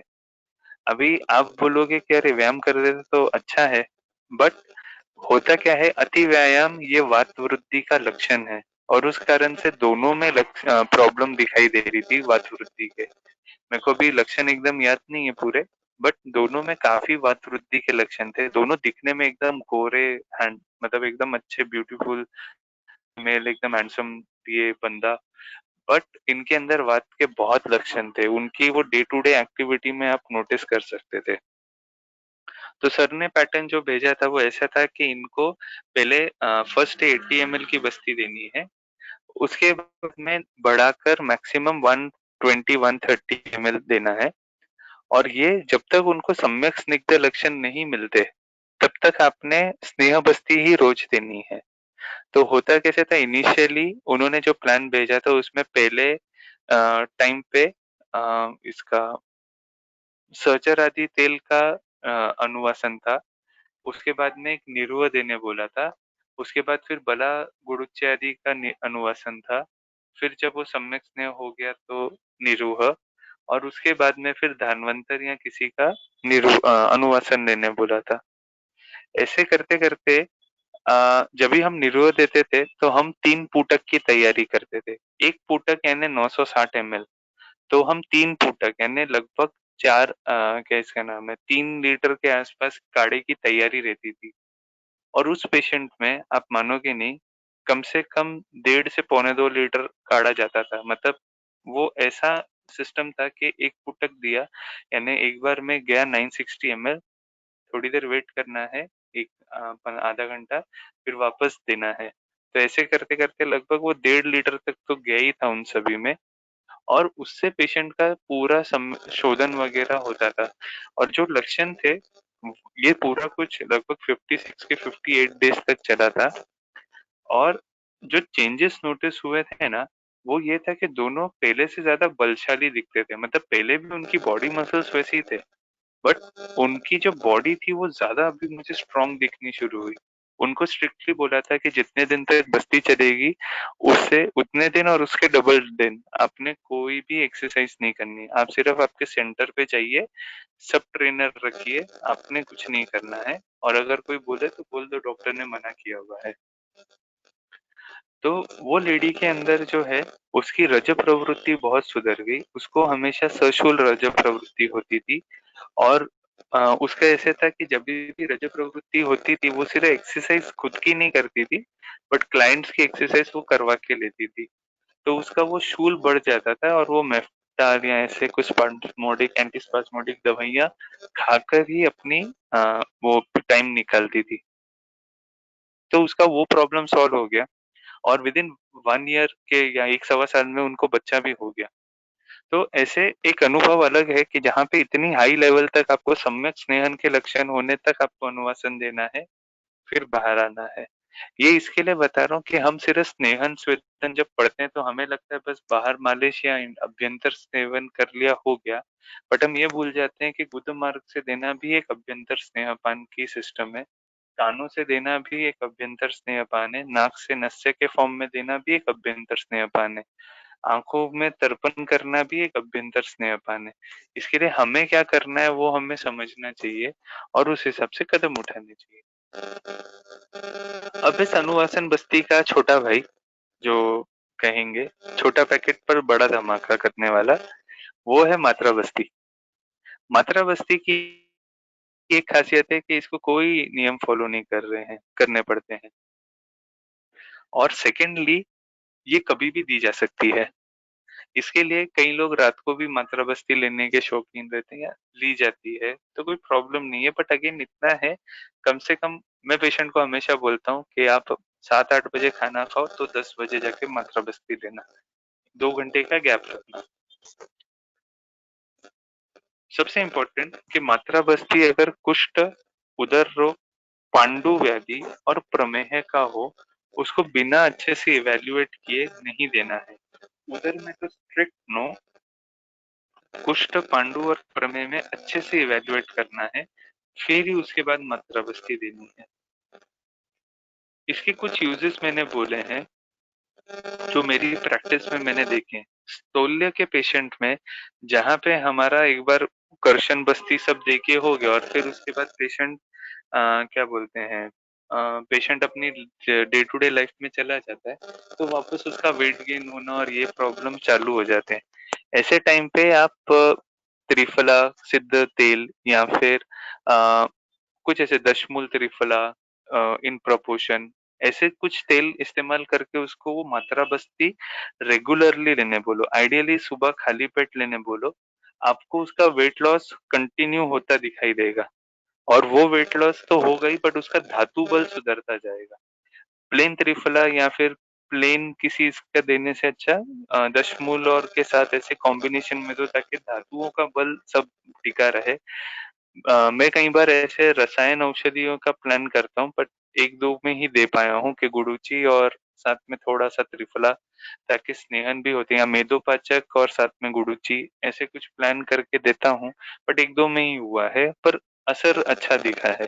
और ये बस्ती ऐसे मात्रा बस्ती कम से कम उनको 6 महीने डेली लेने बोलता हूँ। बट हाँ, हर 15 दिन में एक बार दिखाकर जाने के लिए बोलता हूँ। ऐसे टाइम पे उनसे कोई चार्ज मत लो, बट उनको देखो। आप असेसमेंट रखोगे ना कि क्या क्या हो रहा है, तो उतना इजीली आप उन लोगों को सॉरी अगले पेशेंट को आप उतना अच्छा समझा सकोगे कि क्या करना है क्या नहीं करना है।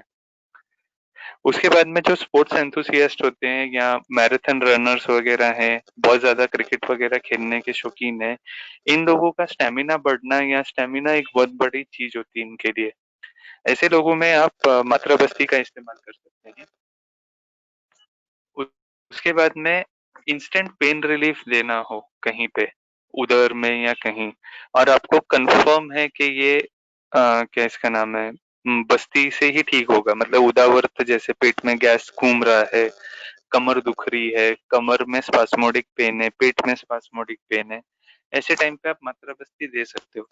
अगर वो देने का डर लग रहा है कि क्या पता इसको स्नेह बस्ती योग्य है या अयोग्य है, तो ऐसे टाइम पे हमेशा वो जो सस्नेह निरूह कहा था ना आपको, वो भी आप दे सकते हो 300 350 ml का, तो उससे भी काम हो जाएगा। एंड सिमिलरली बच्चों में, जो छोटे बच्चे रहते हैं जिनको आजकल बहुत कॉमन हो गया कि मल प्रवृत्ति ठीक से नहीं होती है, ऐसे बच्चों में आप मात्रा बस्ती का इस्तेमाल कर सकते हो। इस मात्रा बस्ती से उसका जो लोकल मलाशय है उसका स्नेहन अच्छे से रहता है और वो अच्छे से मल त्याग वगैरह भी करता है। एंड ज्यादा क्वांटिटी भी नहीं लगती, बच्चों में हार्डली 20 ml के आसपास, 10 to 20 ml लगता है। दो केस शेयर करना चाहूंगा। पहला केस है एक 38 ईयर ओल्ड फीमेल। लक्षण अचानक से थे कि कटिशूल और उदरशूल हो रहा है। उदरशूल स्पेसिफिकली अधोनाभि प्रदेश में था। नोन केस ऑफ एंडियोमेट्रोसिस और स्पॉन्डिलाइसिस। हेतु में अगर देखोगे तो सुकुमार पेशेंट है, चिंता बहुत थी, मनोक्षोभ बहुत था, और अगर उसको क्या बोलते हैं, जस्टिफाई करने के लक्षण सिम्टम्स या परीक्षण में ये था कि मुख कार्ष्ण्य था, केश रुक्षता थी, त्वक रुक्षता थी। अब इस लेडी, ये मेरी पेशेंट है पहले से, बट इनका रात को फोन आया कि मुझे अचानक से दुख रहा है और ये सब प्रॉब्लम हो रही है, मैं क्या करूं। तो उस वक्त मैंने बोला कि वो महाराष्ट्र के बाहर रहते हैं, पंजाब साइड में। तो मैंने बोला कि आप अभी तो गंधक रसायन ले लो, उनके मम्मी की ट्रीटमेंट चालू थी, तो मैं बोला मम्मी के पास गंधक रसायन है, तो बोले हाँ है। तो मैं बोला एक काम करो, चार गोली अभी इंस्टेंटली ले लो। हो सके तो हनी से लेना, नहीं तो गर्म पानी से। और क्या इसका नाम है, मुझे फिर 1 घंटे 1.5 घंटे में अपडेट करो। तो 1 घंटे में इतना कुछ नहीं हुआ, बट 1.5 घंटे के अंदर अंदर उनका उदर शूल ऑलमोस्ट सबसाइड हो गया था, बट कटिशूल प्रोमिनेंट था। तो उनके घर के पास में कोई एक आयुर्वेदिक डॉक्टर थे, वो बोले मैं कल उनको दिखा के आती हूँ, वो गायनेकोलॉजिस्ट है। मैं ठीक है, आप दिखा दीजिए। जब वो वहां पे गए तो वो गायनेकोलॉजिस्ट ने चेक किया, बट वो उत्तर बस्ती देने के लिए कोशिश की कि मैं अभी इनकी चिकित्सा उत्तर बस्ती से करूंगी। ये घबरा गए, इन्होंने कुछ किया नहीं, ये तुरंत घर आ गए। तो मैंने इनको बोला कि इन्होंने मेरे को बोला ऐसे-ऐसे हुआ। मैं बोला आप बस्ती ले सकते हो? तो बोले हाँ। मैं बोला मैं आपको जैसे इंस्ट्रक्शंस देता हूँ वैसे लेना है। उनके कोई नोन थे जिनको बस्ती देनी आती थी। मैं बोला उनको मैं समझाता हूँ कैसे देना है, पर आप बस्ती लोगे? तो बोले हाँ लूँगी। तो उनको फिर अगले दिन में मैंने महानारायण तेल लाने बोला। ये अभी लॉकडाउन की बात, हार्डली एक 15-20 दिन पहले की। तो उनको मैंने महानारायण तेल, क्योंकि वहाँ आसानी से मिल रहा था, मैं बोला ठीक है महानारायण तेल लीजिए। 20 ml की उनको मात्रा बस्ती दी। गंधक रसायन 4 की बजाय 2-2 गोली की। रात तक कटिशूल ऑलमोस्ट 85% तक चला गया था। जो बचा हुआ उदरशूल था उसमें भी 50% चला गया। और थर्ड डे मैंने वैसे ही सेम टाइप में मात्रा बस्ती गंधक रसायन कंटिन्यू रखा। उनका थर्ड डे इवनिंग तक क्या इसका नाम है, कटिशूल इतना कम हो चुका था जो वो सालों से भुगत रही थी, कि उनका ऐसे मन था कि अभी मैं नाचूं, कुछ करूं, मैं इतनी ठीक होगी, मेरी बॉडी फ्लेक्सिबल हो गई है। तो ये एक सिंपल 20 ml, मतलब अभी 20 ml कितना हो गया, कुछ भी नहीं है। अभी आप बोलोगे कि वहां पे हमने 40 या 60 ml क्यों नहीं दी, क्योंकि वहां पे देने वाले का, जो देने वाली थी, मेरे को उनका भरोसा नहीं था कि ये ठीक से दे नहीं पाए तो क्या। तो इस, और मैंने उनको कभी देखा ही नहीं था, मैं तो सिर्फ फोन पे उनके बात की थी जो देने वाले थे। तो इसके लिए to the safer side 20 ml रखो। बढ़ाना होगा तो बढ़ा सकते हैं, कभी भी चीज कम हो उसको बढ़ा सकते हैं, बट जो ज्यादा होगी उसको पीछे लाना भारी पड़ जाता है। इसके लिए कोशिश ये करने की कि अगर आपको नहीं पता है तो छोटी क्वांटिटी में दो, टेस्ट डोज दो, फिर आगे जाओ। सेकेंड केस है, वो है 65 ईयर ओल्ड पेशेंट की मेरे। ये आंटी मेरे पास संधिवात की चिकित्सा के लिए थी। उनको सब योग बस्ती क्रम दे के एक 6-8 महीने के अंदर वो पूरी ठीक भी हो गई थी। और ऐसे हो गया था कि मैंने भी दवाइयां उनको मेरी तरफ से सिर्फ एक नॉमिनल ऐसे, मेरे को जहाँ तक याद आ रहा है, रसायन वटी और लाक्षादी गुगुल ऐसे कुछ उनको चालू रखा था। तो उन्होंने बोला कि डॉक्टर मैं बिना दवाई के ठीक रह सकती हूँ क्या, मुझे ये खानी पड़ेगी क्या? मैं बोला आप मात्रा बस्ती करोगे? तो बोले हाँ मैं करूंगी। बोला ठीक है। तो मैंने बोला एक काम करिए, आप कल अंकल को लेके आइए, या जो भी आपको बस्ती देने वाला है, आपकी जो भी कोई चाहिए अंकल, और उनको फिर मैं सिखा देता हूँ कैसे बस्ती देने। 3 से 4 दिन मेरे यहाँ पे वो बस्ती देंगे, मेरा स्टाफ या मैं रहेंगे आपके इधर। हम चेक करेंगे, अगर ठीक से दे रहे हैं तो ही आपको घर पे देने की परमिशन है। वो मान गए। आए अंकल अगले दिन, उनके हस्बैंड, उन्होंने बस्ती दी, उनको समझाया सब। आंटी ने 4 दिन अच्छे से बस्ती ली, उसके बाद उन्होंने घर पे बस्ती शुरू की। टोटल उनको डेली 50 ml मात्रा बस्ती शाम के टाइम पे लेने बोला था उनको।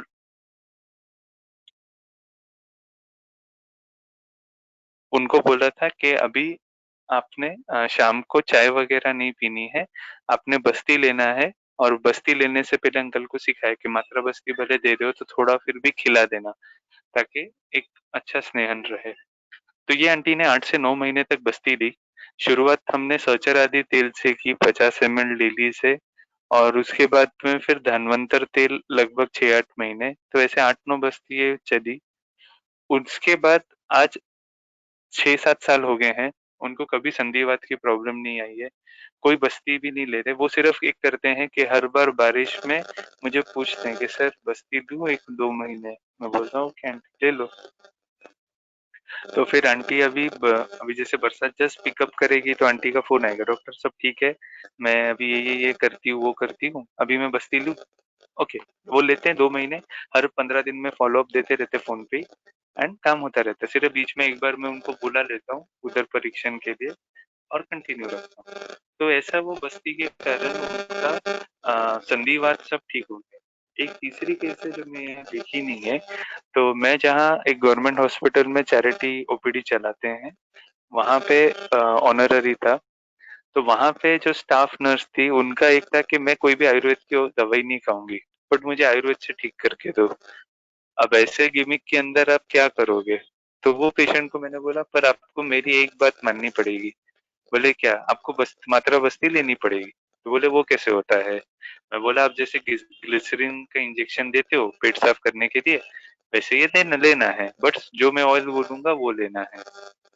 पेशेंट की कंप्लेन थी संधिवात की, एकदम ऐसे कार्श, मतलब वात पित्त प्रकृति, दुबले पतले, nearing retirement around 58-59 year old. दोनों जानू संधि में क्षय, वो ओटी असिस्टेंट थे, तो उनका कंटिन्यूसली खड़ा रहना ये उनका काम था।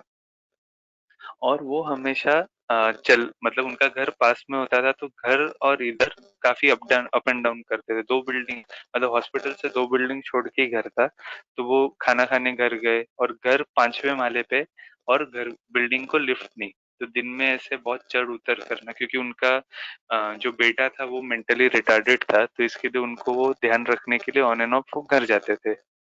तो ये सिस्टर को मैंने मात्रा बस्ती सिखाई। इन जो इनकी फ्रेंड नर्स थी, उनको बोला कि आप रोज इनको यहाँ पे आके दे दिया करो बस्ती, और फिर देखते हैं। वो लेडी ने 6 महीने दी।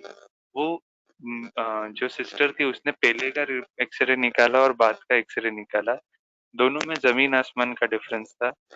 भले वो क्षय भरा नहीं था, जो डिजेनरेशन थे वो भरे नहीं थे, पर जो गैप था उसके बीच में लुब्रिकेशन आ गए थे।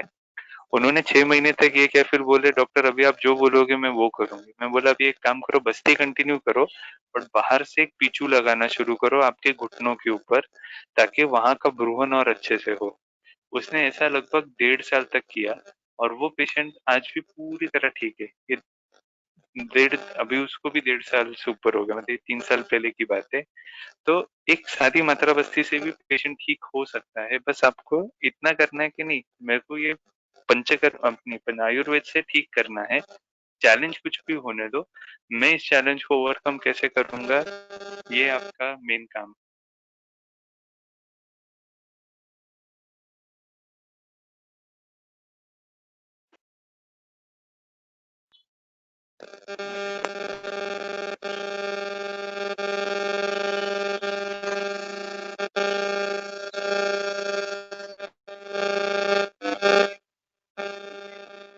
उसके बाद अगला आता है तो उत्तर बस्ती। उत्तर बस्ती जो है, हमें सबको पता है इनफर्टिलिटी की सबसे बेस्ट चिकित्सा है, या सब कुछ है। बट एक चीज याद रखिए, मतलब मैं उसको हमेशा उत्तर बस्ती को गो टू चिकित्सा बोलता हूँ इनफर्टिलिटी की। बट एक चीज याद रखिए कि उत्तर बस्ती जो है देते समय अटमोस्ट हाइजीन मेंटेन करनी है। हाइजीन लेवल बहुत अच्छे होने चाहिए, नहीं तो उत्तर बस्ती मत करिए, बहुत ज्यादा इन्फेक्शन हो सकता है। आपका रूम क्लीन होना चाहिए, फ्यूमिगेट कर सको तो अच्छा है, नहीं कर सको तो एटलीस्ट सब दूर दूर होना चाहिए, अच्छे से हाइजीन मेंटेन होना चाहिए। जो आपके इंस्ट्रूमेंट्स हैं, आप जो चीजें इंसर्ट करने वाले हो वो अच्छे से स्टेरलाइज होनी चाहिए, फिर ही उत्तर बस्ती करिए। पैसे के लिए उत्तर बस्ती मत करिए, बहुत बड़ी रिस्क है। अच्छा हाइजीन नहीं है, नहीं करना है। अच्छे हाइजीन के वक्त ही उत्तर बस्ती करनी है। सेकेंडली, उत्तर बस्ती कभी भी शूल की कंडीशन में नहीं देना है। जैसे मैंने बताया कि वो गायनेकोलॉजिस्ट कुछ उत्तर बस्ती देने लगे थे जब पेन था उधर में। हमेशा ऐसे टाइम पे हमारी रेगुलर निरो या अनुवासन बस्ती का प्रेफर करिए, उत्तर बस्ती नहीं देना। भले वजाइनल पेन हो या यूरेथ्रल पेन हो, उसमें उत्तर बस्ती नहीं देना है। उत्तर बस्ती इनफर्टिलिटी के अलावा bladder incontinence, recurrent UTI, recurrent urethral strictures, इसके अंदर वो ज्यादा काम करती है। उत्तर बस्ती में ऑयल की मैक्सिमम क्वांटिटी 30 ml है, बहुत ऊपर है वो। 10 से 15 ml भी बहुत हो जाता है कई बार। कई लोग काढ़े का भी इस्तेमाल करते हैं, मैंने अभी तक नहीं किया, इसके लिए मैंने उसका डोसेज नहीं लिखा है, बट सुना है कि वो हमेशा यूज करते हैं, स्पेशली यूरेथ्रल स्ट्रिक्चर्स या रिकरेंट यूटीआई में यूज होता है। अभी क्रम कैसा है देने का, कि पहले दिन अनुवासन देना है, दूसरे दिन निरोह देना है, तीसरे दिन अनुवासन या निरोह एज पर रिक्वायरमेंट, और चौथे दिन से उत्तर बस्ती चालू करनी है अगले 3 से 4 दिन तक। आइडियली हर महीने फीमेल्स में देनी है। पीरियड्स के हिसाब से जो मध्यकाल होता है, उस टाइम पे ये जनरली दी जाती है। हम लोग जो फर्टाइल पीरियड वगैरह कहते हैं उस हिसाब से प्लान की जाती है। बट हमारे हिसाब से अगर आप इवन बस पीरियड्स खत्म होने के तीसरे दिन से भी शुरू करें तो भी कोई हार्म नहीं है। और हर महीने कम से कम 3 महीने के लिए फीमेल्स जो इनफर्टिलिटी की, उनमें इसे रिपीट करना चाहिए। ओके।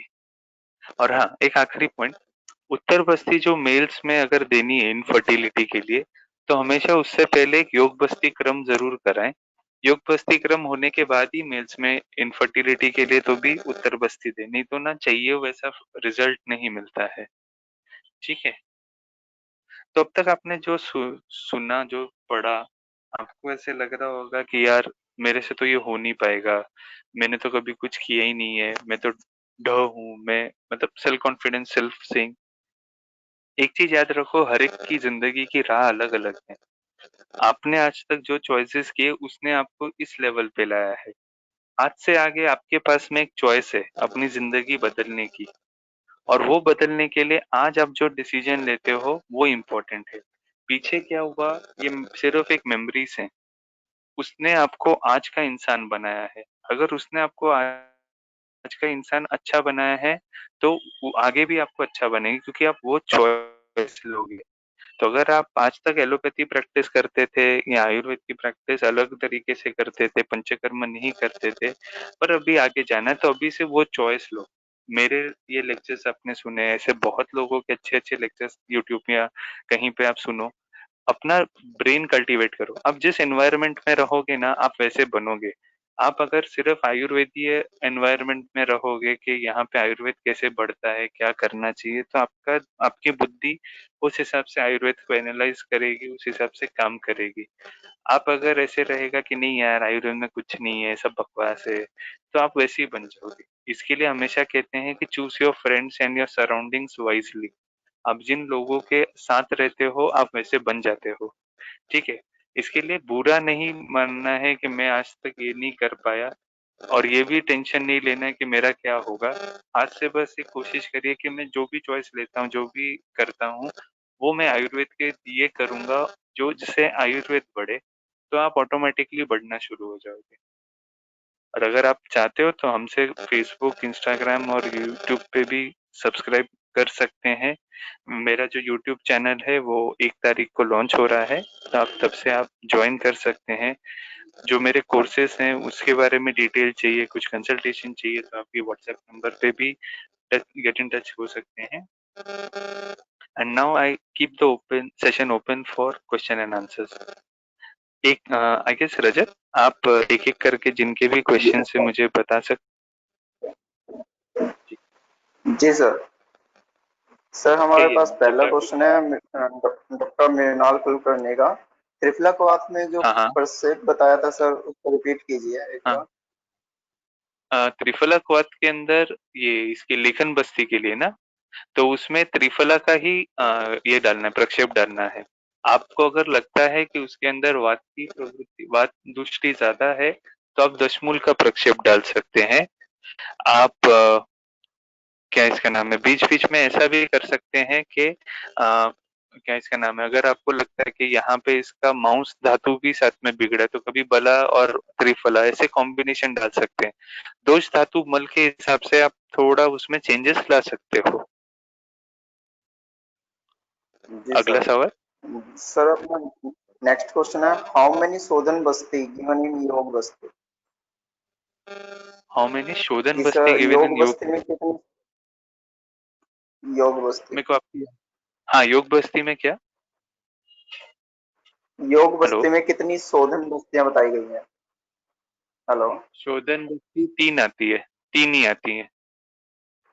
Okay 8 sir. के क्रम में जो सर है, 8 में 5 अनुवासन है और 3 निरुआ बस्ती है। और शोधन बस्ती प्लीज उसको मत कहिए, क्योंकि शोधन बस्ती की जो ये है ना व्याख्या, उसके अंदर अलग है, और उसमें काफी लेखन चीजें आती हैं। उसमें हमारी रेगुलर निरुआ बस्ती का ही वो एक पार्ट है शोधन बस्ती। जब आप योग बस्ती कहते हैं तो वहां पे आपका निरुआ ही आता है। टर्म सही से यूज करिए तो सही आंसर मिलेगा। ठीक है। हाँ जी, अगला सवाल। जी sir, can we give continuously matra basti. Yes, yes. सिर्फ एक है, मात्रा बस्ती अगर आप लंबे समय दे रहे हो ना, तो थोड़ा बीच बीच में 15 दिन महीने में पेशेंट का फॉलोअप रखो, ताकि सम्यक स्नेह लक्षण ना आ जाए। और पेशेंट को ना एक डूस एंड डोंट्स में ना, जो सम्यक स्नेह के लक्षण कहे गए ना, कि उसके मल में से तेल निकलना शुरू रहता है, उसको स्नेह द्वेष होता है, हमेशा वो नींद आती रहती है, ग्लानी, तंद्रा, ऐसे चीजें, वो एक डूस एंड डोंट्स में लिख दो कि अगर ये लक्षण दिखाई दिए कि उसके बाद अगले 15 दिन तक आपने बस्ती नहीं लेनी है, फिर दोबारा शुरू करनी है। तो ऐसे आप अगर उसको बना के दे दोगे एक चार्ट, तो वो ऑटोमेटिकली आपको फॉलो अप भी देता रहेगा और आपको भी असेसमेंट रहेगा। और अगर वो आपके पास नहीं भी आया तो उसको पता रहेगा कि अभी नहीं लेना है। यूजुअली ज्वर, अतिसार, प्रतिशाय, कुष्ठ ऐसी कंडीशन अगर हो कहीं पे, तो उसमें लंबे समय तक मात्रा बस्ती नहीं देनी है। अगला सवाल। सर एक गर्ल है जो सीवियर पेन से सफर कर रही है before periods approx 2 or 3 days hmm before and gets better after hmm bleeding starts. I tried with all the hmm Vatanuloman Chikitsa but I am failing. Please help. अच्छा, ये जिनका भी सवाल है, एक चीज याद रखिए कि जब भी ये पीरियड्स आने से पहले का जो क्रैम्प होता है ना, हमारे हिसाब से वो कफ का अनुबंध होता है। हमारे इसमें जो क्या बोलते हैं, अहोरात्रि भुक्ता नाम का जो श्लोक है, उस हिसाब से ना यहाँ पे थोड़ा कफ का अनुबंध आता है। सॉरी, अयोभक्ति अयोरात्रि, सॉरी रॉन्ग श्लोक है। बट हाँ, ये जो रज प्रवृत्ति के पहले जो है वो थोड़ा कफ का अनुबंध का काल है, और फिर जब फ्लो शुरू होता है तो वहां पे वात का अनुबंध होता है। ऐसे टाइम पे आपको अपान काल में कफ नाशक चिकित्सा, कफ वात नाशक चिकित्सा करिए। आइडियली एक योग बस्ती क्रम करवाइए, उसके अंदर कफ वात नाशक दवाइयों का इस्तेमाल करिए। और जो भी इंटरनल मेडिकेशन दे रहे हैं वो खाना खाने से 5 मिनट पहले देना है। अपान काल जो है खाने से 5 मिनट पहले का है। हम हमेशा खाने के बाद ले लो, ये कर लो, ऐसे नहीं। जो काल बोले गए वो काल में दवाई दो, कम टाइम में असर मिलेगा। ठीक है। कॉमनली अगर उस पेन के साथ में मतलब स्पाज्म बहुत ज्यादा है, तब वातानुलोमक कुछ तो भी दवाई दीजिए। अगर वहां पे हैवीनेस है और स्पाज्म कम है तो वहां पे कफ चिकित्सा करिए। कई फीमेल्स को वहां पे शूल और दाह ऐसे कॉम्बिनेशन होता है, तो वहां पे पित्तनाशक चिकित्सा करिए या इंटरनल मेडिकेशन दीजिए। तो उससे आपको, और हाँ, जब कब तक ये देना है, तो जब तक उसके 3 साइकिल पेनलेस ना आए। 3 साइकिल तक उसको पेन नहीं होना चाहिए। जैसे ये 3 साइकिल विदाउट पेन उसके आ गए कि समझना है कि अभी काम हो गया। सेकेंडली, जैसे मैंने बताया ये कफ का अनुबंध, अगर उसको उसके साथ में ब्रेस्ट में हैवीनेस या टेंडरनेस रहता है, तो 100% वो कफ के साथ, वो कफ से ज्यादा रस और कफ से बिगड़ा हुआ है। वहां पे उसका मेन रीजन ढूंढिए। मोस्ट ऑफ द टाइम आपको पांडु वगैरह की संप्राप्ति दिखाई देगी। तो ऐसे टाइम पे नवायस लोह वगैरह या योगराज गुगुल का इस्तेमाल करिए, तो भी पेन कम हो जाएगा। जी हाँ सर। रजत, अगला क्वेश्चन। सर नेक्स्ट क्वेश्चन है ऑस्टियो आर्थराइटिस का केस है सर, एज है 50 years, तो कौन सी बस्ती दे सकते हैं? हाँ। बस्ती बहुत है, बस्ती की किताब में आप बस्ती अध्याय खोलिए, बस्ती बस्ती है। ऐसे सवाल, ऐसे मतलब सवाल इनकम्प्लीट रहता है, क्योंकि क्या है, मैंने अभी आपको जैसे एग्जांपल दिया है ना कि शीत पित्त में पंचतिक्त की बस्ती। अभी वो पंचतिक्त का रेफरेंस कुष्ठ अधिकार है, रोग अधिकार है, वो यूज हो रही है शीत पित्त में। तो ऐसे जब ऑस्टियोआर्थराइटिस का पेशेंट है, ग्रेड 1 है, 2 है, 3 है, क्या है, उसको संधि शूल है, संधि शोथ है, संधि ग्रह है, उस हिसाब से changes. At the same time वात प्रधान है, पित्त प्रधान है, कफ प्रधान है, साम है, निराम है, ऐसे एक बहुत बड़ा एनालाइज होता है। आप जब ऐसे कुछ जस्ट पिन पॉइंट ऑस्टियोआर्थराइटिस की ये दवा, अगर ऐसे इतना इजी होने लगा होता ना, तो आज लोग एलोपैथी के पास में कोरोना की भी दवाई होती। उसके पास नहीं है, क्योंकि वो दोष दृश्य समुच्चय को ध्यान रखते ही हमें चिकित्सा करनी पड़ती है। तो आप एक काम करो, आपको अगर ये करना है, आइडिया ही लेना है ना, तो पहले आप दशमूल का योग बस्ती क्रम देके देखो, दशमूल तेल और दशमूल भरड़ का ही देके देखो, कितना रिलीफ मिलता है। उस पे से आप एनालाइज करो कि दोष क्या था, दुष्य क्या था, और फिर आगे आप प्लान करना। ठीक है, बट आइंदा से ध्यान रखना कि दोष, धातु और मल सब सोचो, फिर उसके बाद में डिसाइड करो कि मुझे इसमें ऑस्टियोआर्थराइटिस में क्या करना है। मैं आपको मेरे एक पेशेंट का एग्जांपल देता हूँ। पेशेंट ऑस्टियोआर्थराइटिस की थी, मैंने उसको पूरी कुष्ठ की चिकित्सा की। वो कुष्ठ की चिकित्सा से उसका ऑस्टियोआर्थराइटिस ठीक हो गया। क्यों? क्योंकि मेरी हिसाब से संप्राप्ति जो थी वो कहीं ना कहीं उसकी इससे रिलेटेड थी।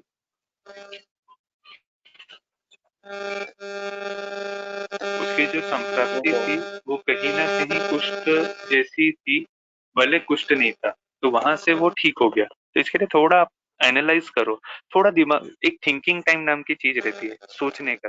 हर पेशेंट को 2 मिनट्स दो, पेशेंट की दवाई लिखने से पहले एक परफॉर्मा ही बना दो, कि जैसे हम लोग वो केस हिस्ट्री में लिखते थे ना, लॉन्ग केस में, दोष क्या है, दुष्य क्या है, हित क्या है, ऐसे आप लिख लो। तो उससे ना आपको 2 मिनट का टाइम लगेगा, जस्ट 2 मिनट्स। पेशेंट को भी अच्छा लगता है कि आप उसके बारे में सोच रहे हो। सेकेंडली, आपको कुछ क्रॉस क्वेश्चन करने होते हैं, आप उसमें क्रॉस क्वेश्चन कर सकते हो, और फिर उतना प्रिसाइसली आप ट्रीटमेंट कर सकते हो। ठीक है, अगला सवाल। जी सर। सर एसएलई का पेशेंट है, उसके लिए बस्ती प्लान करनी है, अनुवासन बस्ती या मात्रा बस्ती? Actually hello. में ओली अनुवासन हाँ, बोलो बोलो। मैंने बोला जी सर। अनुवासन या ओनली मात्रा पुष्टि नहीं जाएगी पहले, मेरे ख्याल से एसएलई में ना। अ, अभी जो कुछ लोगों का मानना है वो है, वो कहीं ना कहीं जो ऑटो इम्यून डिसऑर्डर है वो थोड़े वात रक्त की तरफ है। तो वहां पे आप कम से कम योग बस्ती, काल बस्ती का तो इस्तेमाल करें।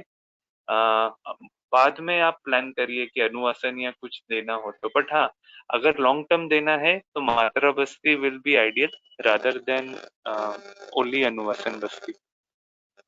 जी सर। अगला सर क्वेश्चन। नेक्स्ट क्वेश्चन है, एंडोमेट्रियोटिक राइट ओवेरियन सिस्ट है सर, उसमें कौन सी वटी देनी है? वोटी देनी है? हाँ, ये तो भी वैसे मुझे सर बस्ती लिखा हुआ है, हुआ है, ऑटो करेक्ट हो गया होगा। हो गया, बस्ती देनी है। अगेन, जैसे वो यस सर। ऑस्टियोआर्थराइटिस बोला था ना, उसकी तरह ही इसका भी जवाब है। बट हाँ, इसमें एक चीज याद रखिए, एक हपूषा करके हमारे इसमें एक वनस्पति कही गई है। जितने भी यूटेराइन प्रॉब्लम्स है ना, उसमें हपूषा यानी मीठी सौंफ, छोटी मीठी सौंफ जो रहती है ना, कश्मीरी सौंफ भी शायद उसे कहते हैं, उसका इस्तेमाल प्रक्षेप के रूप में जरूर करिएगा। आप कोई भी ये यूज करिए, बट वो हपूषा का यूज हमेशा करिएगा, क्योंकि हपूषा बहुत अच्छी अ, गर्भाशय पे कार्य करने वाली वनस्पति है। और आप अगर देखोगे तो मैक्सिमम जितने भी गर्भाशय पे काम करने वाले बस्ती या कोई भी चीजें बोली गई हैं, उसमें हपूषा कहीं ना कहीं आता ही आता है। हपूषा छोटी सौंफ है, ये याद रखिएगा। मीठी जी और सर। छोटी सौंफ आती है, कश्मीरी सौंफ जिसे कहते हैं। ठीक है, जी सर। अगला सवाल। Sir what will be the dose of यापन बस्ती, और कितने दिन तक यूज की जा सकती है सर? यापन बस्ती यूजुअली 150 टू 200 ml की जाती है, उससे ज्यादा यापन बस्ती नहीं रहती है। एंड यापन बस्ती 3 हफ्ते से ज्यादा एक साइकिल में नहीं देनी है। 21 डेज का एक साइकिल, फिर भले आप 7 डेज या 21 डेज तक आप ब्रेक ले लो, फिर 21 डेज दो। अगर कुछ ऐसे कंडीशन है, जैसे अपना, मैंने जो एक मुझे याद है, वो थी गुलियन बारी सिंड्रोम की, हमारा एक क्लासमेट ही था, उसको हुई थी। तब उनको राजयापन बस्ती 21 डेज दे के 7 डेज ब्रेक, फिर वापस 21 डेज राजयापन बस्ती, और आज वो बंदा एकदम नॉर्मल है। तो ऐसे आप यापन बस्ती 7 डेज का, 21 डेज के बाद 7 डेज का तो कम से कम गैप रखो, ये कंटिन्यू नहीं देनी है। जी sir. And dose again 150 to 200 ml बहुत हो गया, मैक्सिमम 250, बहुत ज्यादा जगह है तो उससे ज्यादा नहीं देनी है। बट आइडियली 150 ml दोगे ना, तो उसमें काफी अच्छा लक्षण दिखाई देने शुरू हो जाते हैं। जी, अगला सवाल सर रखिए। 50 ईयर की फीमेल पेशेंट है सर, कंप्लेन है जॉइंट पेन की, अगर उनका लिपिड प्रोफाइल डिस्टर्ब है तो मात्रा हाँ, वस्तु उनको दे सकते हैं? बिंदास, कोई प्रॉब्लम नहीं आती है। मैं जी बोला ना, सर। ये जितने भी नेहा कल्पनाएं हैं ना, इनका एक याद रखो, मतलब हम डरते हैं कि हाँ, इनका लिपिड प्रोफाइल हिल जाएगा, पेशेंट को ये प्रॉब्लम हो जाएगी वगैरह। अगर आप उसको खाली पेट रखते हो, ओनली स्नेह देते हो, बाकी कुछ खाने पीने नहीं देते हो, तो उल्टा लिपिड प्रोफाइल ठीक होनी शुरू हो जाती है। इसके लिए अगर वो बस्ती भी दे रहे हो ना आप, तो उनको ऐसे करवाइए कि उन्होंने बस्ती लेते समय 2 घंटे का गैप रखना है कुछ खाने पीने में। बस्ती लेने के भी 2 घंटे बाद तक कुछ मेजर खाना नहीं है, भले मात्रा बस्ती है। ऐसे करिए, और हो सके तो रात को मत दीजिए, लिपिड प्रोफाइल डिस्टर्ब है तो। उसे सुबह में खाली पेट लेने के लिए बोलिए। तो एक तो स्नेहन भी हो जाएगा और तेल सॉरी जो आप तेल यूज कर रहे हो वो रसायन की तरह भी काम करेगा। ठीक है, तो उसका जी लिपिड सर। प्रोफाइल ऑटोमेटिक सुधरना शुरू होगा। मैं लिपिड प्रोफाइल जी का एक पॉइंट निकला है तो मैं बोलना चाहूंगा। हम हमेशा लिपिड प्रोफाइल अति कफ या कफ कारक आहार विहार से ही समझते हैं कि लिपिड प्रोफाइल बिगड़ता है, बट हम ये भूल जाते हैं कि वात पित्त की दृष्टि से भी लिपिड प्रोफाइल बढ़ सकता है। गुगली है, बट सोच के देखिए कि जब जहाँ पे थोड़ा स्नेह है बट बहुत ज्यादा रुक्षता है, उसके कारण जैसे बंजर जमीन में क्रैक्स पड़ते हैं और वो लिपिड्स वहां पे क्या बोलते हैं जमा एक के ऊपर एक लेयर की तरह जमा होने शुरू हो जाते हैं, वैसे भी आपका लिपिड डिसप्रोफाइल होना शुरू हो सकता है। इसके लिए हर एक में मतलब तेल नहीं खाना चाहिए, घी नहीं खाना चाहिए, ये गलत कंसेप्ट है क्योंकि तेल घी शरीर के लिए जरूरी कंपोनेंट है। आप कैसे उसे खाते हो ना वो इम्पोर्टेंट है।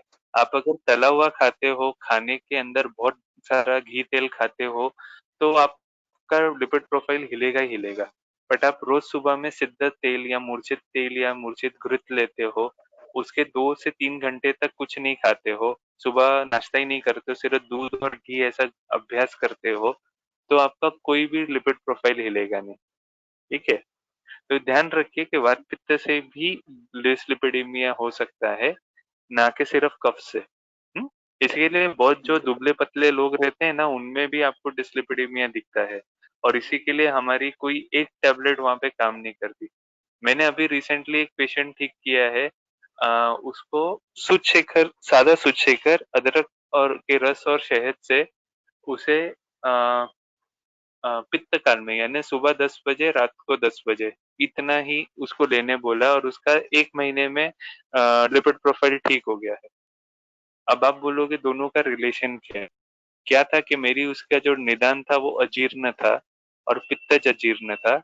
मैं उसको ठीक करने गया, उसका अजीर्ण सब ठीक हो गया और मेरा लिपिड प्रोफाइल ठीक हो गया।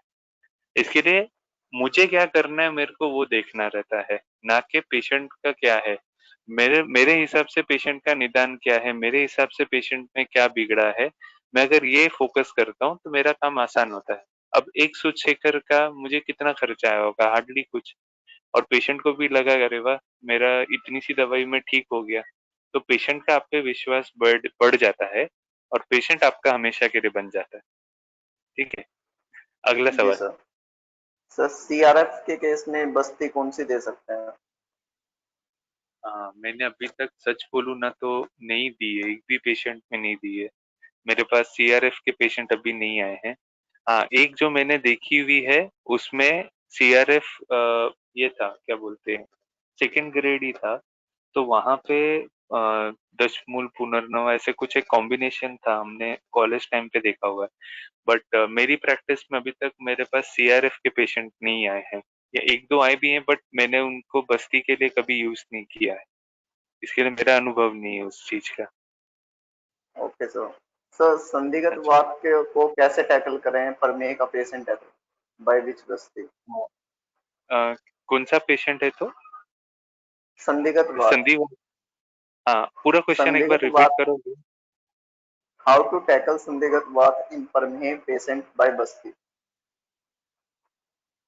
पर कौन सा पेशेंट? संधिगत वात बाय परनी, प्रमेह सर, प्रमेह डायबिटीज।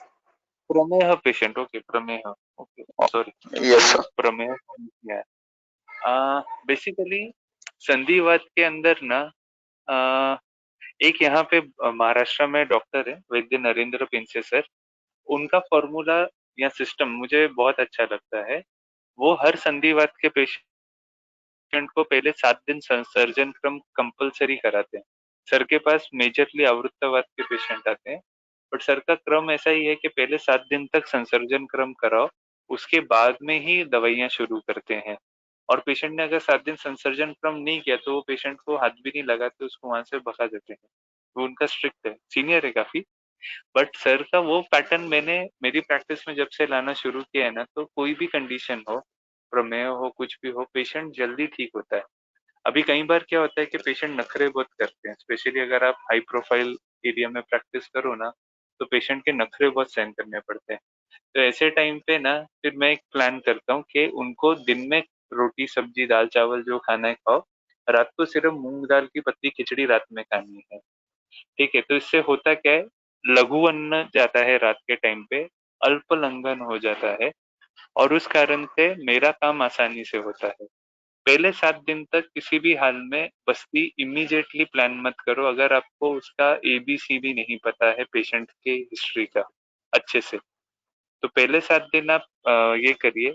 नहीं तो ये क्या इसका नाम है, जो केरला की पद्धत है वो ऐसी है कि आप पहले दिन से बस्ती शुरू करो, बट खाने में सिर्फ ये कंजी जो चावल का पानी मूंग दाल का पानी ऐसा ही खाने में मिलेगा। वो अन्न से उल्लंघन करवाते हैं और पंचकर्म से शोधन करते हैं। उनकी वो टेक्निक है कि खाना कम कर देंगे और पंचकर्म से वो चीजों को काम में लगाते हैं। आप वैसे भी जा सकते हो। तीसरी जी चीज सर। आप ऐसे भी कर, हाँ तीसरी चीज एक ऐसे भी हो सकती है कि आ, क्या इसका नाम है, संधिवात के पेशेंट में पहले 7 दिन तक आप लंघन कराएं दवाइयां दें, एक आइडिया दें कि उसकी बॉडी क्या है। आप डिसाइड करके रखें कि आपको इसमें कौन सी बस्ती देनी है।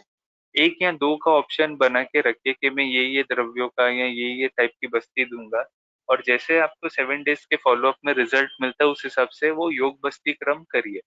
ऑन एन एवरेज अगर जीर्ण संधिगत रोग है तो कम से कम 3 हफ्ते तो बस्ती जानी जाती ही जाती है।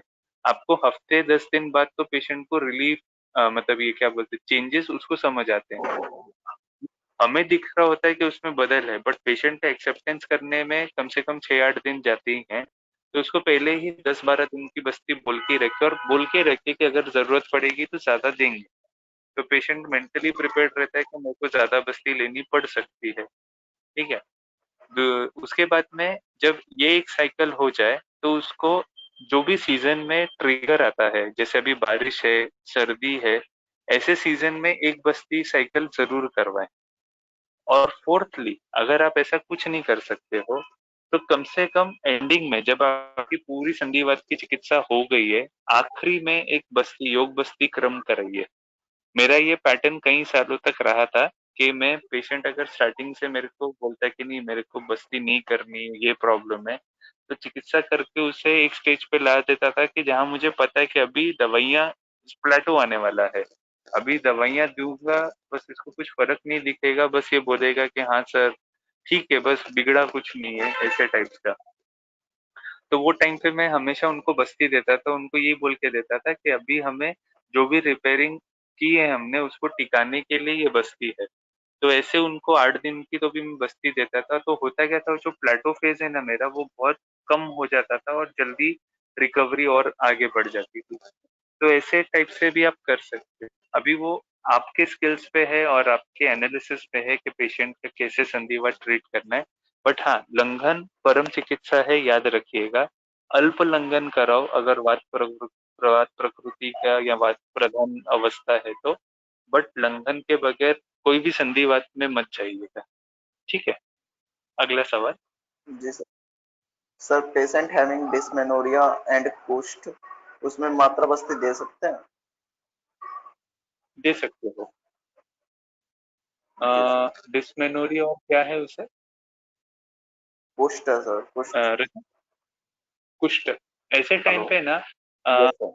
हेलो, हाँ जी मैंने बोला ऐसे टाइम पे जी ना सर। पटोल निम्ब वासा सिद्ध तेल जो कुष्ठग्न भी है और वातानुरोमक भी है, आ, ये कौन सा पंचतिक्त का आप तेल बना सकते हो। ऐसे आप अपने हिसाब से कॉम्बिनेशन बना के यूज करिए। बट मात्रा बस्ती दे सकते हो, पर हाँ इसके अंदर जो मात्रा बस्ती है ना 7 दिन से ज्यादा नहीं देना। ठीक है, नहीं तो कुष्ठ बढ़ना शुरू हो जाएगा। तो 7 दिन कराओ, फिर उसके बाद एक 7 दिन रुक जाओ, फिर 7 दिन दो, ऐसे करा सकते हो। ध्यान रखो कि उसके कुष्ठ के जो ये है ना बॉर्डर्स वो बढ़ने नहीं चाहिए, अगर वो बढ़ रहे हो तो बंद कर देना है। कई लोग इवन कुष्ठ के ऐसे पेशेंट में करंज तेल की बस्ती देते हैं। करंज तेल एक्चुअली कृमि नाशक है और कुष्ठ की चिकित्सा में कृमि का अनुबंध आता ही आता है। इसके लिए आप वहां पे उसका इस्तेमाल कर सकते हो। ठीक है। अगला सवाल। जी सर। सर जो यापन बस्ती सर आपने बताई थी 21 डेज यापन बस्ती 7 डेज ब्रेक, 21 डेज यापन बस्ती 7 डेज ब्रेक, तो ये सर कितने सेशन कितने वो दिन है साइकिल इसके? यूजुअली ना जब तक पेशेंट ठीक ना हो तब तक जाता है ये, बट ऑन एन एवरेज ना एक 3-4 महीने से ज्यादा नहीं जाता है, उतने में बहुत हो जाता है। मतलब मेरे ध्यान में तो अभी ऐसे 3 या 4 महीने से ज्यादा किसी को गई हो ऐसे ध्यान में भी नहीं है। तो ऑन एन एवरेज ऐसे पकड़ो 3-3.5 महीने बस हो गया, उससे ज्यादा नहीं लगती है बस्ती। जी sir. Sir cervical disc bulging या टीयर में कौन सी बस्ती का विचार करें? अ, अभी इसके अंदर ना आपको धन्वंतर तेल की बस्ती, और यहाँ पे ना तिक्तशीर बस्ती आपको बाद में काम करेगी। एक्चुअली आज मैंने तिक्तशीर बस्ती पे ज्यादा वो नहीं किया, बट तिक्तशीर बस्ती का इस्तेमाल आपको ज्यादा रहेगा। इनिशियली बाहर से आप कटी बस्ती सॉरी मन्या बस्ती वगैरह दीजिए, उसमें मुरी वेन्ना तेल वगैरह डालिए ताकि पेन कम रहे। इंटरनली पहले दशमूल धन्वंतर ये सब चीजों का एक थोड़ा योग बस्ती टाइप दे दी, योग बस्ती भी नहीं 3-4 बस्तियां दे दीजिए और फिर तिक्तशीर बस्ती दीजिए। उससे ये डिजेनरेशन वगैरह में काफी कम होगा।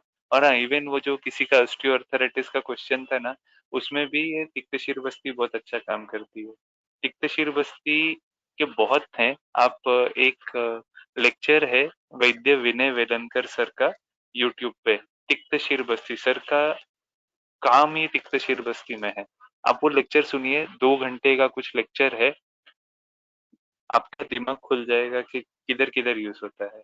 हमने सर का बहुत पहले जब बॉम्बे में प्रैक्टिस शुरू की थी तब सुना था, तब से बहुत इस्तेमाल किया है। बट सर के जो वेरिएशन से यूज करने के, आप उसमें हैरान हो जाओगे। इवन जो ये मात्रा बस्ती कुष्ठ की है ना, उसके अंदर भी आप ऐसे दूध की बजाय सिर्फ पंचतिक्त की बस्ती ऐसे भी आप दे सकते, तेल की बस्ती भी आप दे सकते हो। ठीक है, जी सर। देखिए आखिरी सवाल अभी अगर तो सर लास्ट क्वेश्चन लास्ट है क्वेश्चन सर, इसका पिच्छा है। बस्ती।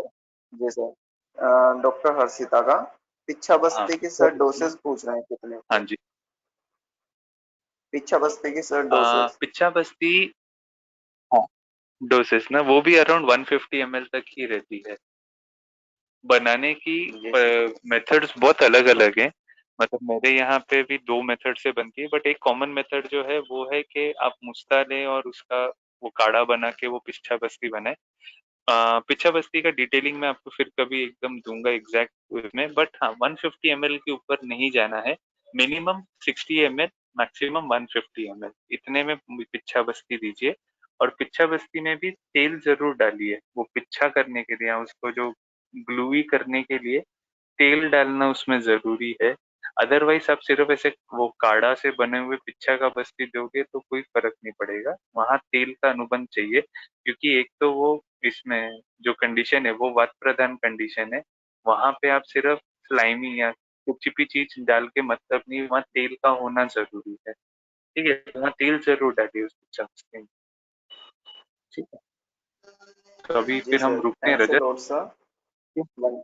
थैंक यू सो या much sir. For this opportunity, and I hope सभी जो हमारे अ, ये जो लेक्चरगण थे आज हमारे साथ जुड़े हुए, सभी को कुछ ना कुछ इसमें टेक अवे रहेगा ही रहेगा, एंड वो अपनी प्रैक्टिस में यूज करें। अगर कोई क्वेरीज है कुछ हो तो जहाँ रजत ये यूट्यूब पे पोस्ट करेगा तो आप क्वेश्चंस और क्वेरीज डाल सकते हैं।